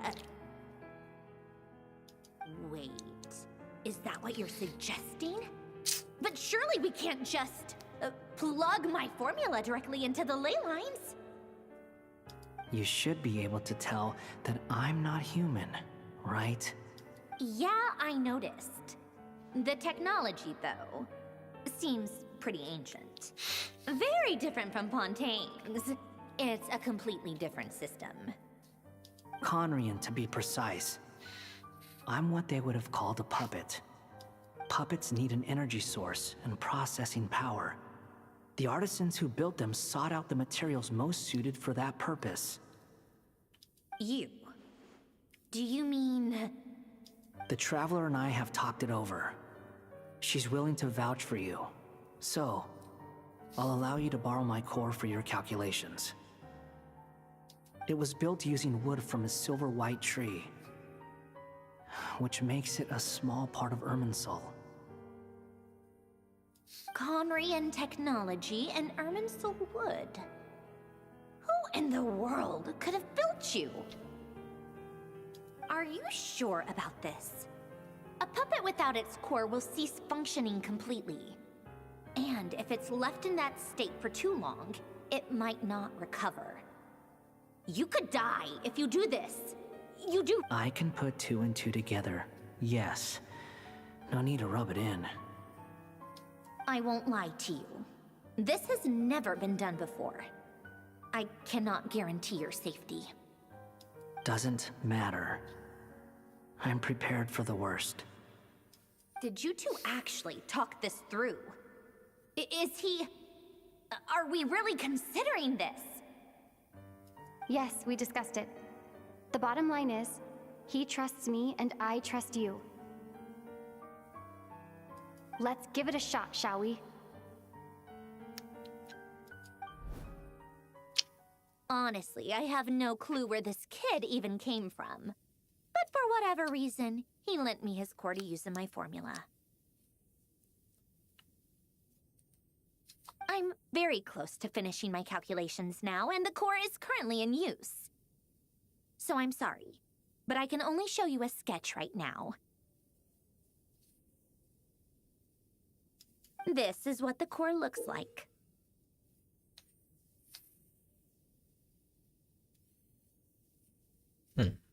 A silver-white branch. It certainly matches the legends told about Irminsul. Is Hat Guy gonna be okay? He's not gonna die, right? Right? In theory, he should be fine. As long as we put his core back in time. Beyond that, all I can say is that I'll try my best to avoid risk and make sure the core doesn't sustain any damage. I think I know why you called us here now. Someone needs to watch over his body and make sure it's protected until the process completes. Correct. He said that the only ones he trusts here are you two, and the Traveler. And the Traveler will have other work to do. He will have our undivided attention. Aw, Hat Guy. On a more positive note, things are progressing steadily on my end. I'll call everyone in for a meeting once the results are out.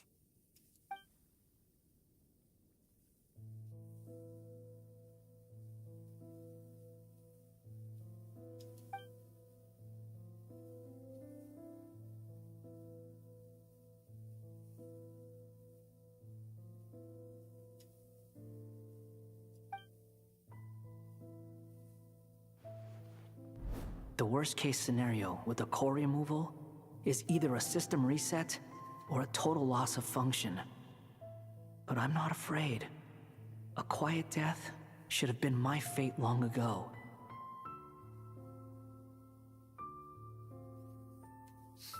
A core is completely different from a heart. It's like another vital organ entirely. I never believed it could be a true replacement for what I sought.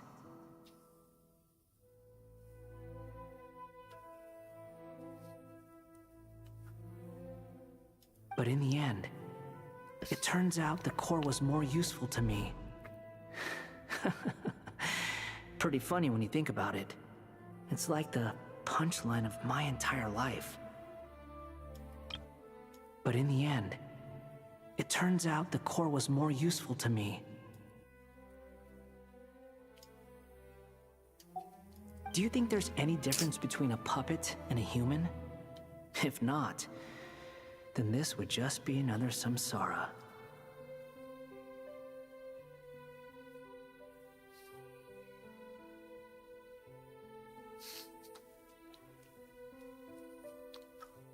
I have already experienced both a past life and a next life.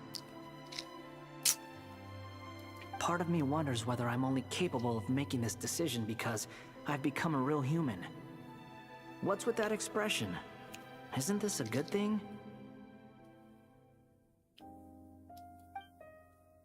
Sandrone will succeed, won't she?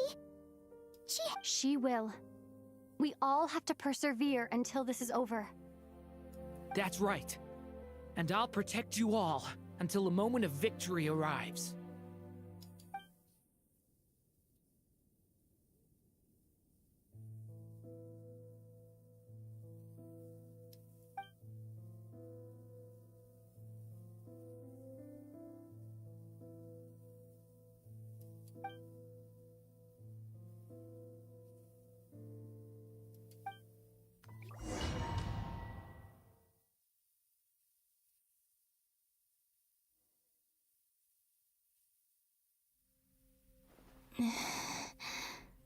Who are you? Call me Sonnet. You have the same power as Canon. Sonnet, the eternal moon? Or wait, she's red, so she's the crimson moon? Well, look at that. Why is she here, by the way? So the tree moon goddess disappeared into this dimension? Sonnet. So, you're the goddess of the iridescent moon?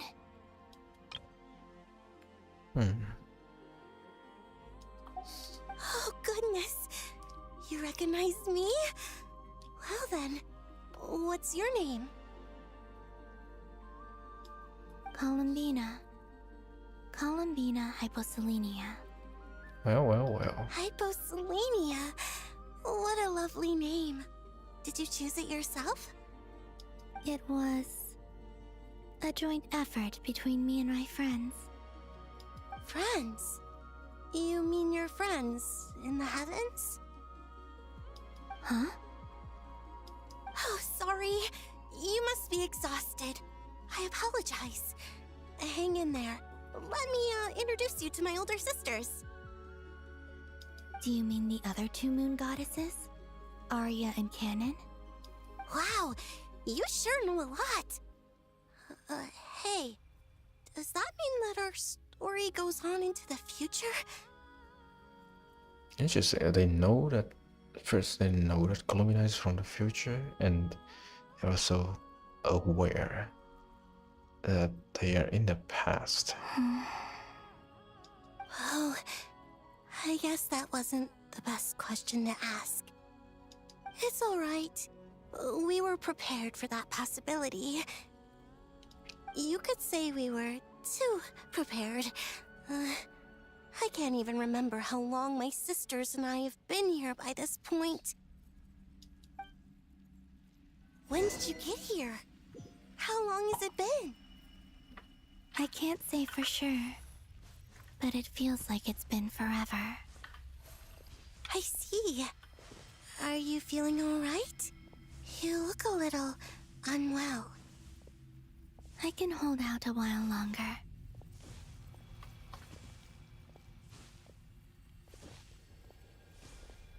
We don't have far to go. The place where my sisters and I are based is just up ahead. Don't worry, they're both really nice. I'll introduce you.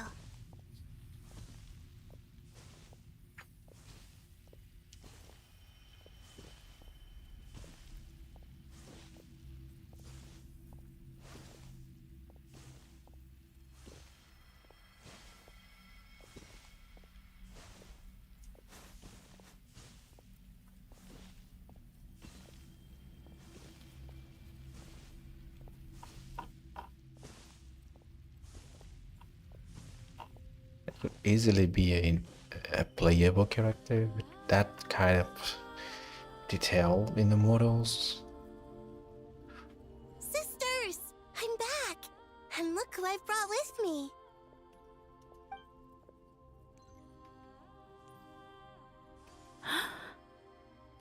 Oh my god, that could actually be playable. This will play Eternal Moon, I guess. It's our lovely little sister, born in the far future. The pleasure is all mine.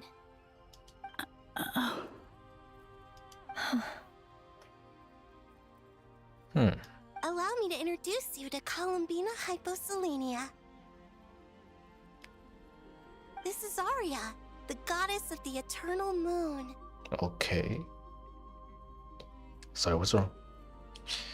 And this is Canon, goddess of the frost moon. Canon, don't you think hyposelenia's power is similar to yours? Hello, Columbina. I apologize for our startled reaction just now. And please, forgive our little sister if she's been annoying you. She tends to talk a lot. I wonder if Columbina's VA also be the VA for Canon. It's fine. You seem shy. Don't worry, Columbina hyposelenia. No one can hurt you here. Could you tell me where here is? Please. I must know. My dear sister. This is where Tevat's original ruler, the Dragon King Nibelung, imprisoned the moon goddesses. What? You're scaring her, Canon. No, I'm fine.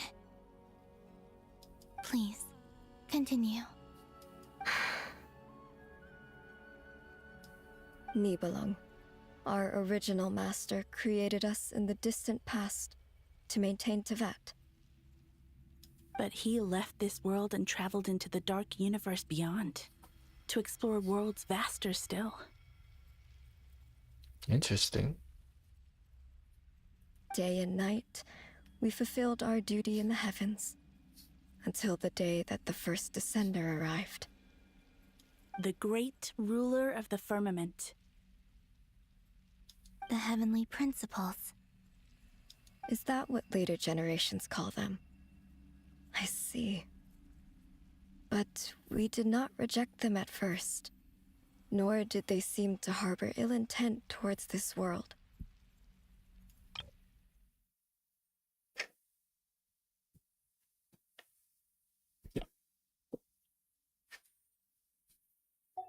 We coexisted in peace. They were like a guest in our home. Slowly, however, we came to realize that our guest had a growing desire to change and dominate the world. And you didn't stop it? No. There was an order to the rules they set up that Nibelung never taught us. We wanted to know if this order would bode good or ill for Tevat. All right. Canon and I wanted to know. Sonnet was against it from the outset. Later, we discovered that this great ruler of the firmament bore an almost paranoid hostility toward the desire of certain life forms to seek power. Or perhaps they feared them. They would even cast down celestial nails as manifestations of their power, to punish the civilizations of the world below. Only this was far beyond mere punishment. Right. Their rules brought order, but the price people paid for merely testing the limits of those rules was far too great.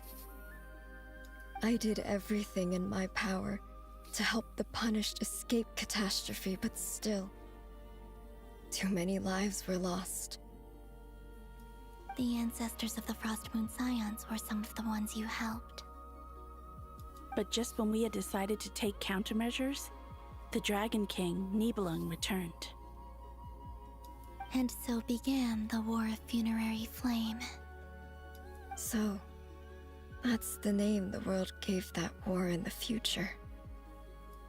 Well, who won in the end? As far as I know, the Heavenly Principles won, although it came at a great cost. They remained in Tevat, where they continue to rule to this day. And the world's original master, the Dragon King Nibelung, was destroyed. Then what of the moons? Are there still 3 moons in Tevat's skies? You can tell us the truth, Columbina. We know we are but remnants of a bygone age. We are prepared for the answer. Only the Frost Moon remains. But it has been cast beyond the false firmament by the Heavenly Principles.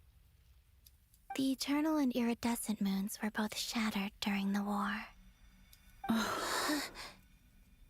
So death finally came for us in the end. Sonnet. But you're still here, aren't you? A moon goddess cannot live without her moon, Columbina.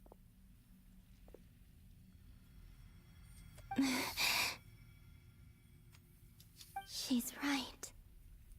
That's why I began to disappear. Because the Frost Moon is cut off by the false sky. How much worse it would have been if it were outright destroyed. Our souls may endure within this lunar palace, but if our moons are destroyed, then we shall disappear the moment we depart from it. I'm sorry. There's no need to apologize to us, dear sister. If anything, we owe the world an apology. If only we'd decided to act sooner, rather than arguing amongst ourselves.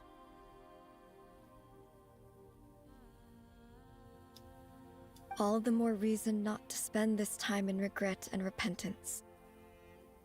Instead, we should focus our efforts on how we might help our future sister.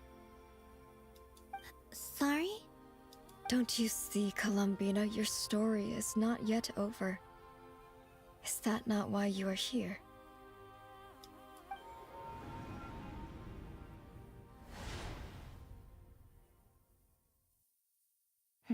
It's done. Initiate numerological array. What does it say? Initiate numerological array. Numerological. Continue running primary process. Calculate the world's fate through extrapolation, and identify nodes of potential change. Secondary process, scan for moons. Still 4. The number of moon marrows hasn't changed. So the 4 is the moon mirror's number. Okay. Wait, let me think. Is it possible that there's something I've been misunderstanding about the moons all along? Variables. Variables in the world. I know where potential variables within the world come from. So what about the moons? Are there any variables there? Columbina?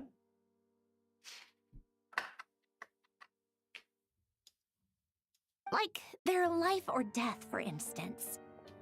What if being alive or dead makes no difference to a moon?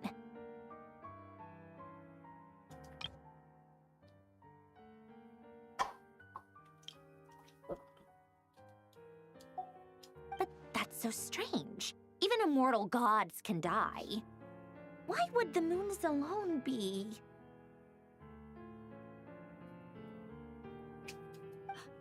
Wait! Wait! I've got it! I've got it! If alive or dead is considered a variable, we might have had this wrong the whole time. No one ever said that a moon marrow equals a living moon. We just made that assumption ourselves.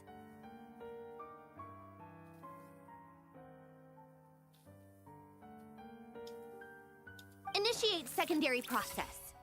Scan again. This time filtering out interfering perimeter, moon marrow. I don't care if they're natural or artificial. Get them out of my search results!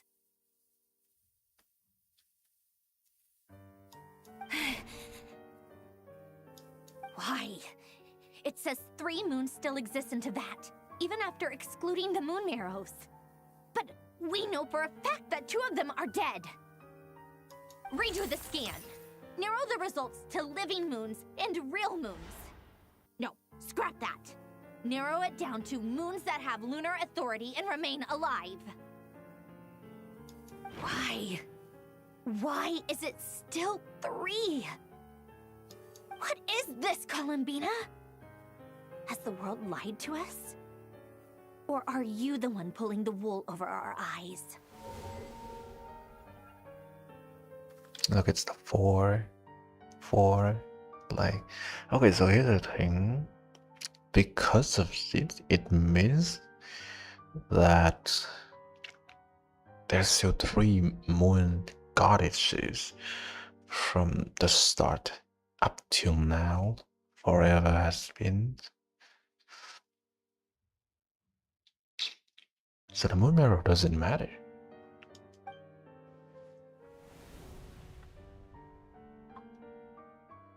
So, you think that the moon's reflection might be where Nibelung imprisoned the 3 moon sisters? Holy shit, you can guess into that shit.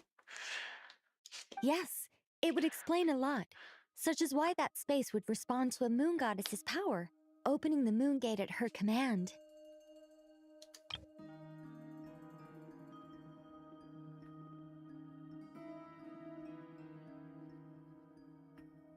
What if Nibelung did not prison the three moon goddesses would do that in order to protect them, because he knows that the war will kind of destroy the moons.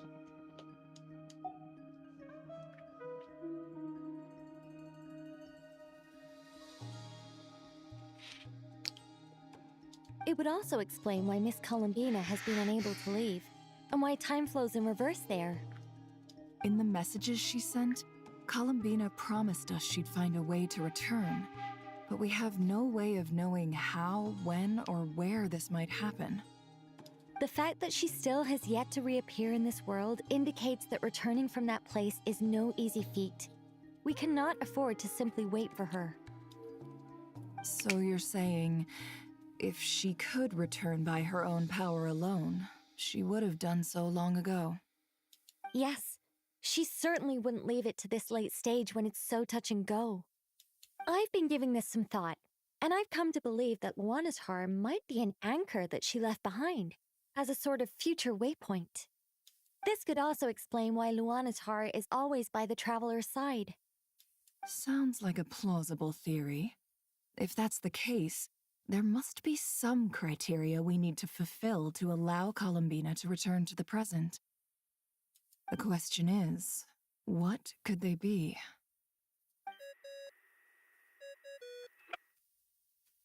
Hello? Listen up! This is extremely important!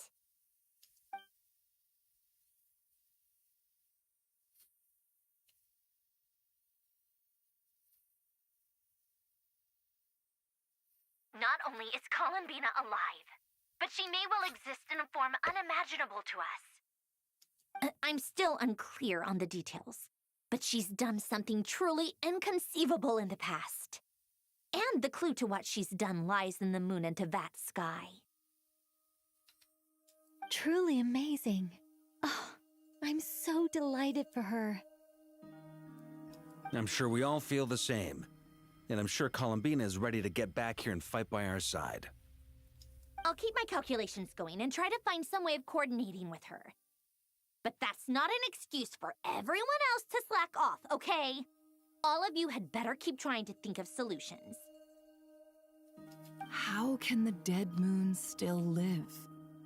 And Luanatar...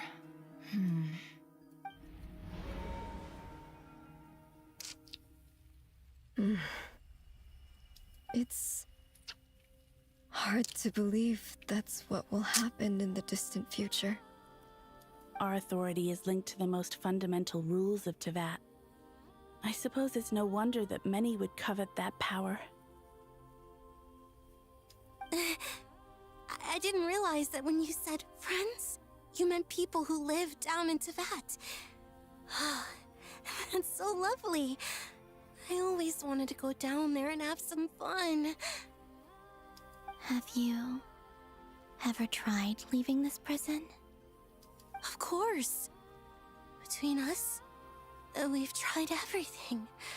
But no matter where we go, this space will eventually bring us back here. It's like the center of a whirlpool. Everything ultimately converges here, at the moment when Nibelung imprisoned us. In that case, have you tried using any of those pathways that connect this space to the real world? Sorry? What are those? They're passages through which you can make small-scale changes to reality by using Kuvaki. Or am I the only one who can use those passages? Because part of my soul remains in reality. Kuvaki. What is that? Ooh, interesting. You don't know? It's a unique kind of elemental energy found only in Nodcry, the land from which the moons arose. Oh. Well, it's true that the moons first rose up from the part of Tevat you say is called Nodcry. But there is no difference in the elemental energy between there and anywhere else. What? Could you show us some of this Kuvaki? Hyposelenia? Maybe if we see it, it'll make more sense. Okay.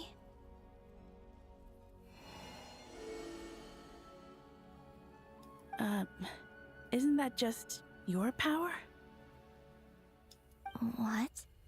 But it's everywhere in Nodcry. In the air, in the land. Even the creatures who live there have adapted to its influence. How curious. This Kuvaki certainly did not exist anywhere in the world before we were imprisoned. Let alone influence living creatures. So, how exactly does it affect them anyway? Can they float in the air like us? This is so strange. Why would their reality differ so much from mine? Columbina, you're looking for more than just a way out of here, aren't you? Yes. If I am to help my friends, I will need tri-lunar authority on par with that of our foe. You mean... you'll need our power? This sounds extremely risky. The Three Moons' powers are not mutually compatible. Concentrating them into one goddess will be a very painful process. And if anything goes wrong, it could tear you to pieces. I know. But I'm willing to take that risk. Even so, let's say we successfully transfer our authority to you. How will you take it outside this prison? Niblin constructed this realm specifically to prevent us from using our powers to interfere in his war. No moon goddess can leave this place alive. What if I don't leave alive?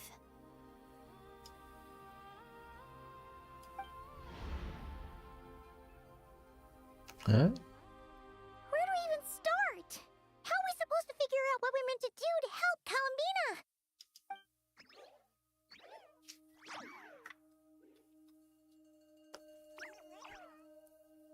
Columbina, what do you need from us? If she really got to the beginning of time in there, how do you think she'd leave us a message?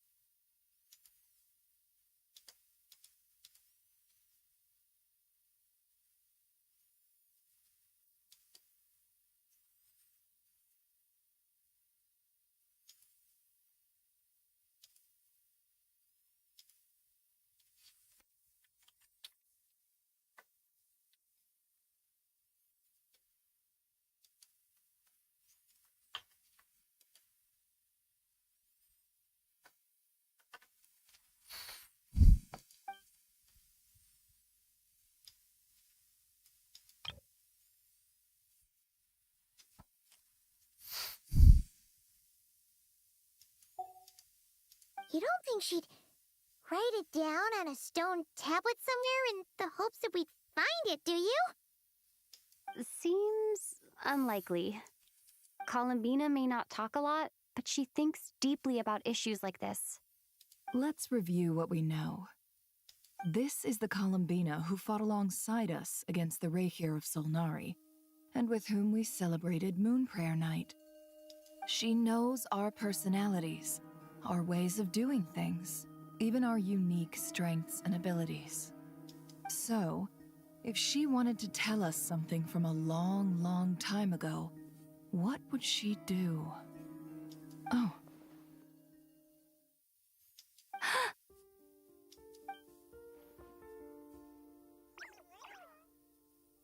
Traveler, you once said that those golden ripples also appeared when Luanatar was born. What if Columbina left Luanatar here, not just as an anchor to the real world, but for some other purpose? If she is part of Columbina, and Columbina knows that I can see past events through her. Oh yeah! Like when you peeked into Rarer's past through his heart! Nefer, wait! If you're right about this, and you can really see past events through Luanatar, your eyes, they'll... Oh, I know. Looking at Rerir's past in Conria was already enough of a strain on my eyes. Looking this far back into the past... it'll surely blind me. But it's our only chance. This is the only way.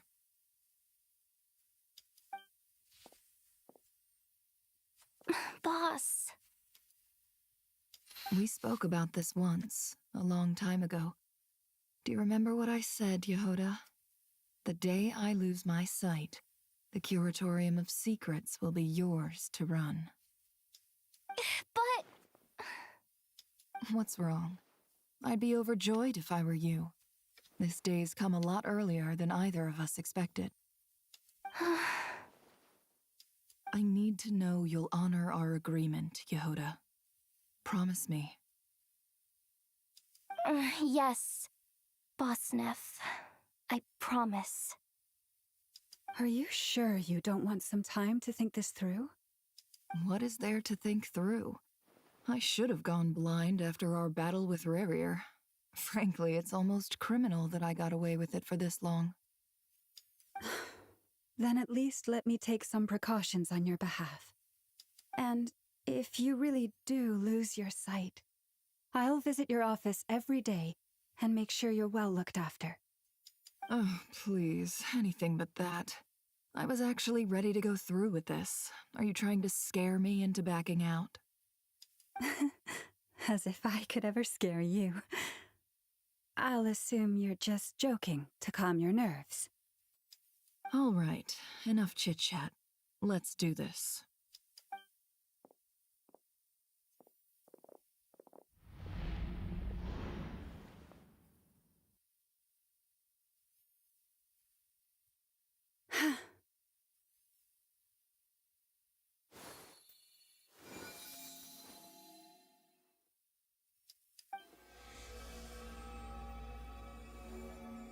All done. Good. Now give me some space.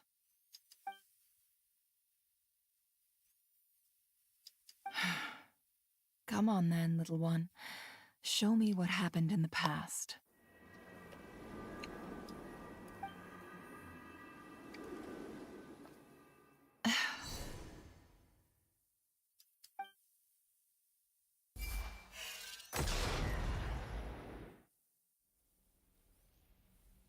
Between the Trilunar Authority, Kuvaki, and the sole surviving moon, the Frost Moon. I think I might know how to get back, but I will need my sister's help. Time to go talk it over with them.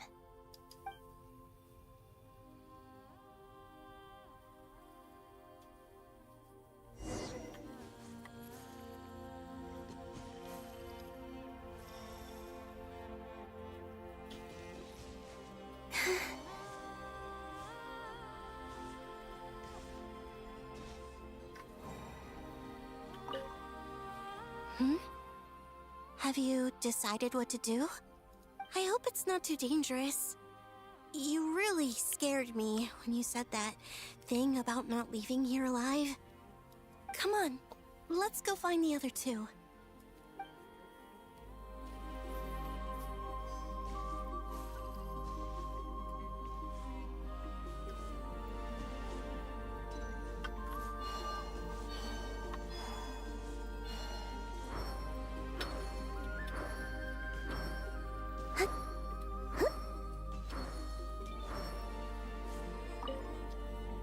seems you have reached a decision.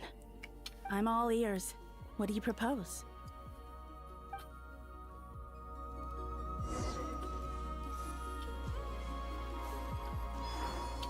Yep.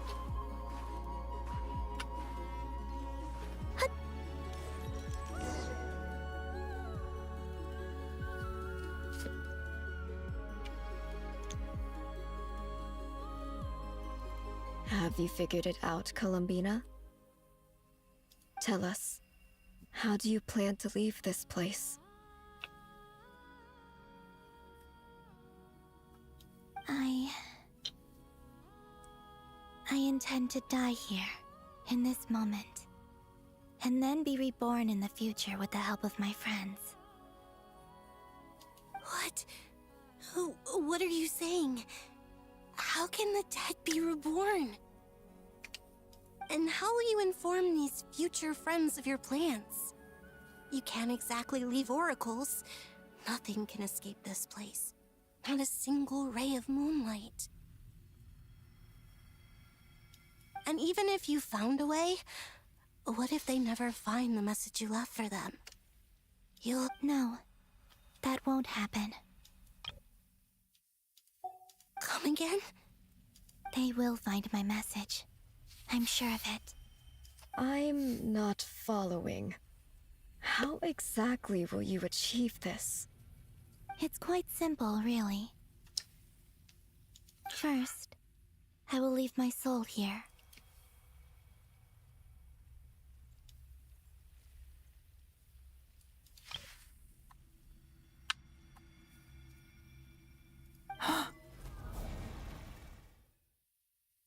I see it. Your soul? You mean you're a divinity? Yes. I once left a portion of my soul in the future. One so small that this prison barely noticed anything. In this very moment, she can resonate with my soul across time. When the time comes, I believe that she can serve as an anchor to pull my soul from here back to the future reality. Just as gravity connects the world to the moon. Exactly. In the future, where I came from, the moon has been cast beyond the false sky, but I can still feel that it is there. In a similar way, I can feel a connection to the soul fragment I left behind even now. My friends can use it to detect my presence. But how do you just leave your soul here? Is that even possible? On my way here, I met an ordinary mortal who entered this place long before I did. Her body is long gone, but her soul remains. And before that, I encountered an old enemy whose entire soul survives here intact, while the power that once corrupted his body has faded away. So, perhaps this space is specifically designed to imprison divinity and authority, but not the physical body. Still, even if your body can escape, would it not just be a lifeless husk without the soul inside? Wait, is that what you meant when you said you wouldn't leave alive?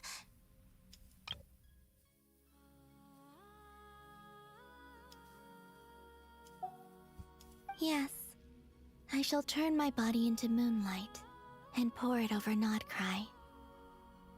That power shall protect the land and quietly blend into it, awaiting my soul's return in the future. What? That's the reason why there is a Kuvaki.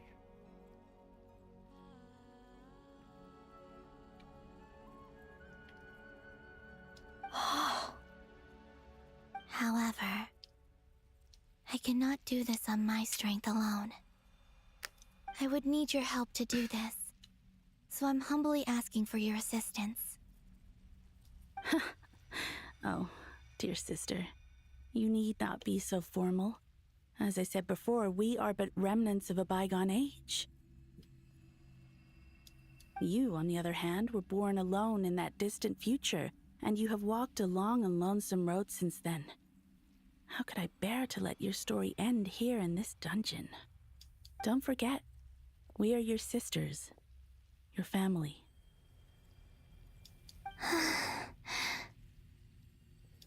Arya's right. Actually, I've always wanted a little sister. Can you imagine how it's been for me? Getting nagged by 2 older sisters all the time. Now, I finally get to be the big sis. And not just that, but I get to help you return to your world, too. How could I say no to that? Sonnet.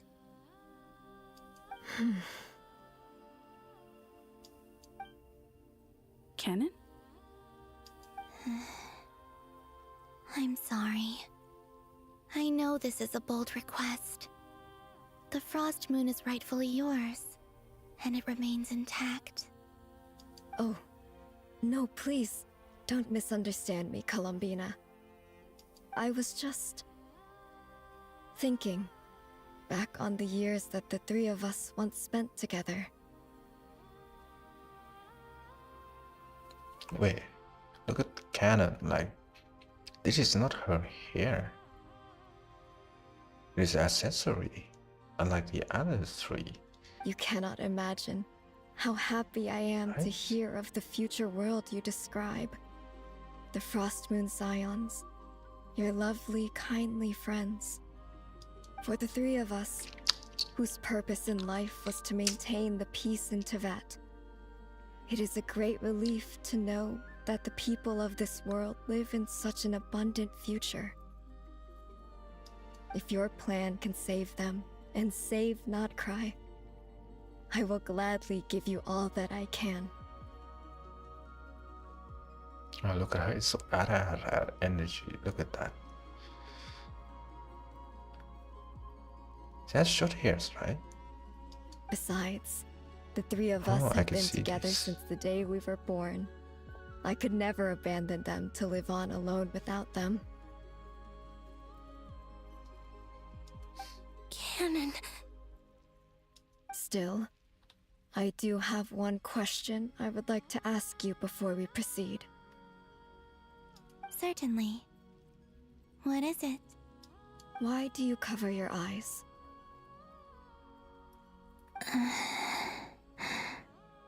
Yeah, I was curious about that too. But it seemed personal, so I didn't want to intrude.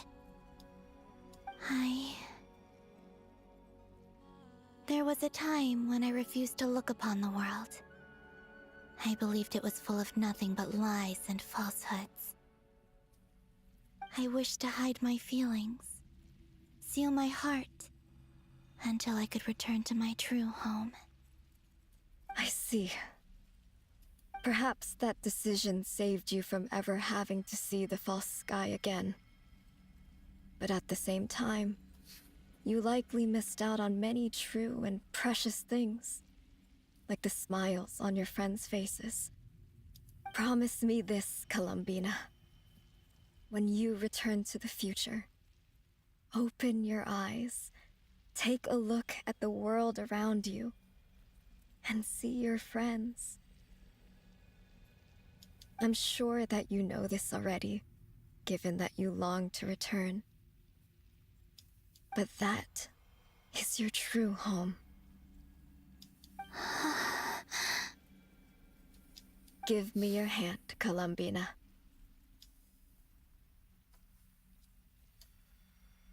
Arya, Sonnet, you too. Okay. All right.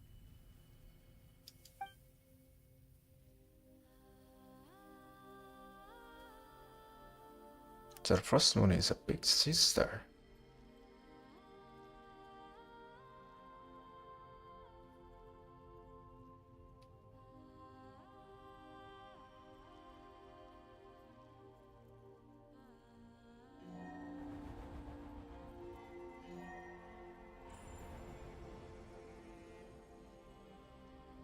We once were the song sung for eternity, but now it is you who must continue to sing.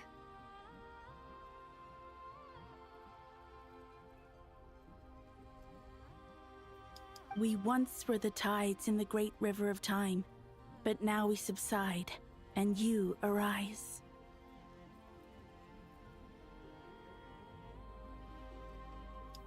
We were the messengers of madness and inspiration. But now, the lies have faded, and your truth must endure.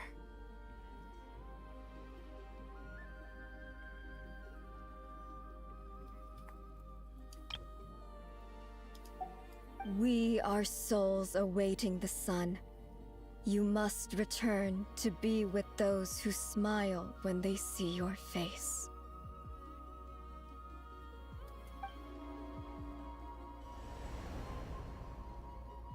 Oh?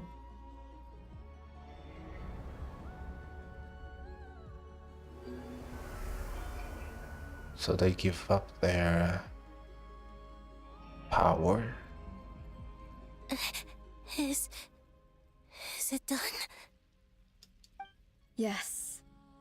We have transferred the authority over all 3 moons to Columbina Hyposelenia.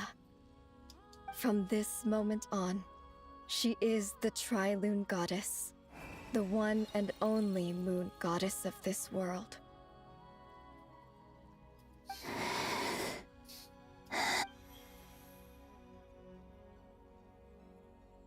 Thank you. Thank you, my sisters. Now go, and do what you believe is right, Columbina Hyposelenia. Be aware that we cannot grant you the power of the 3 moons beyond these prison walls. The conflict that arose over their remains following our disappearance will still take place.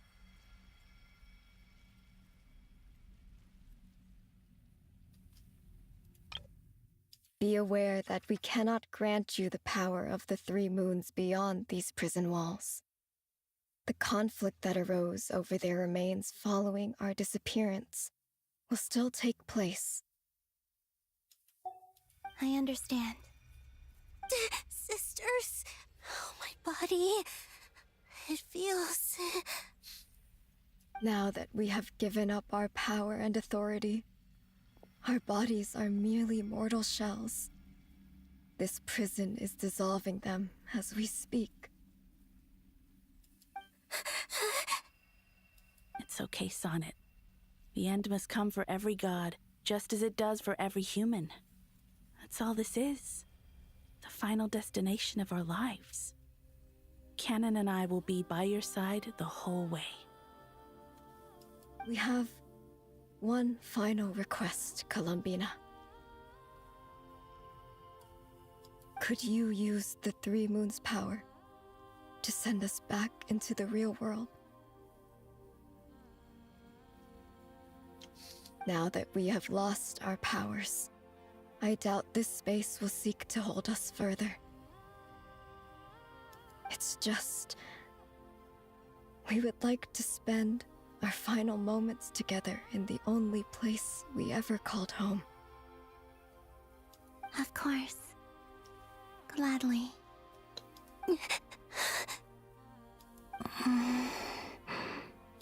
Sonnet? Yes? Don't... I wish I could tell her not to give in to the abyss. Not to be afraid. But is this really what I should say at this moment? Don't forget. I'm so glad to have a big sister like you. No, Hypo... Thank you. I'm okay. I'm not afraid. As long as my sisters are with me, I won't be afraid.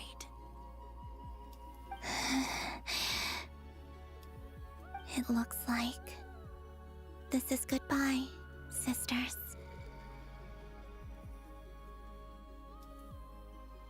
Goodbye, Columbina.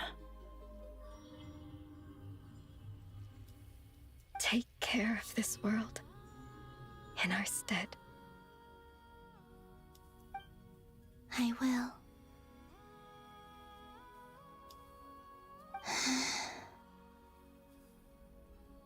And now, it's time for me to bid farewell to my body, too.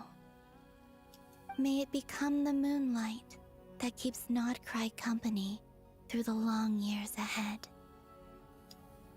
So this is why Nodcry was not always home to Kuvaki.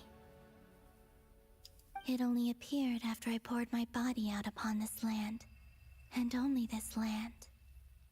Kuvaki responds to me because it is me, my body, answering the call of my soul. And the golden energy I've encountered on my way here was, in fact, that very soul, which I am about to leave here to guide me.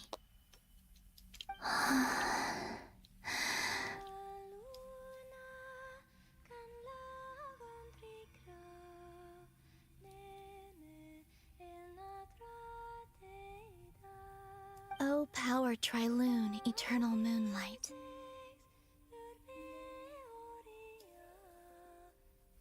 I, Columbina Hyposelenia, lay aside my body. Let it be cast into the dark night to illuminate the future.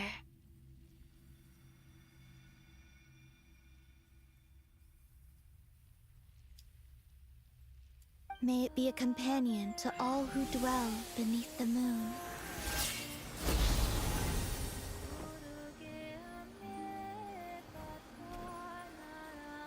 Until the time comes for me to return home.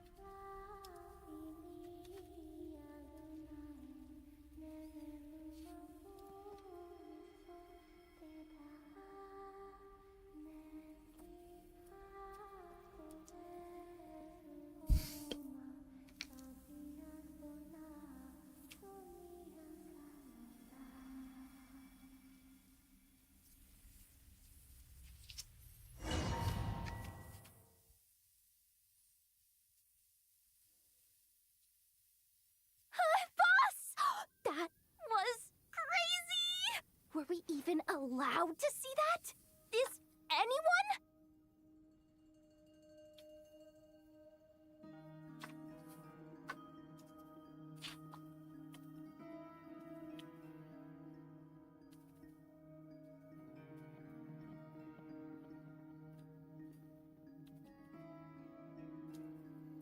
Okay. Just a little. Can you still see? How many fingers am I holding up? I see 2 fingers, and a look of sheer terror on your face. Truly astounding, Miss Nefer. Your eyes have glimpsed the very ends of the world, and yet they remain as sharp as ever. Okay, just a little. Need to brush my teeth until for too late.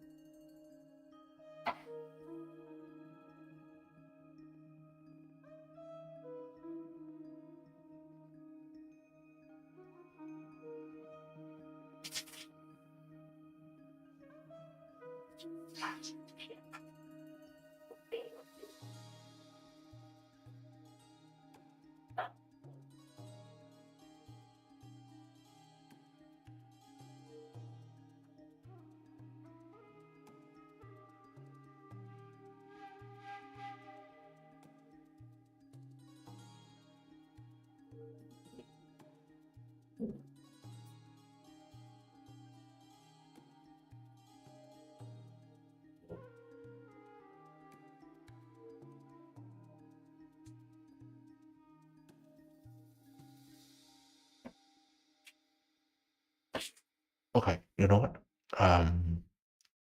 Let's continue tomorrow.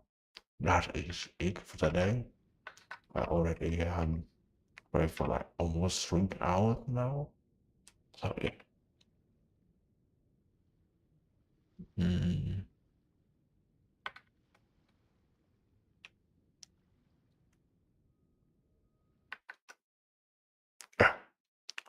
So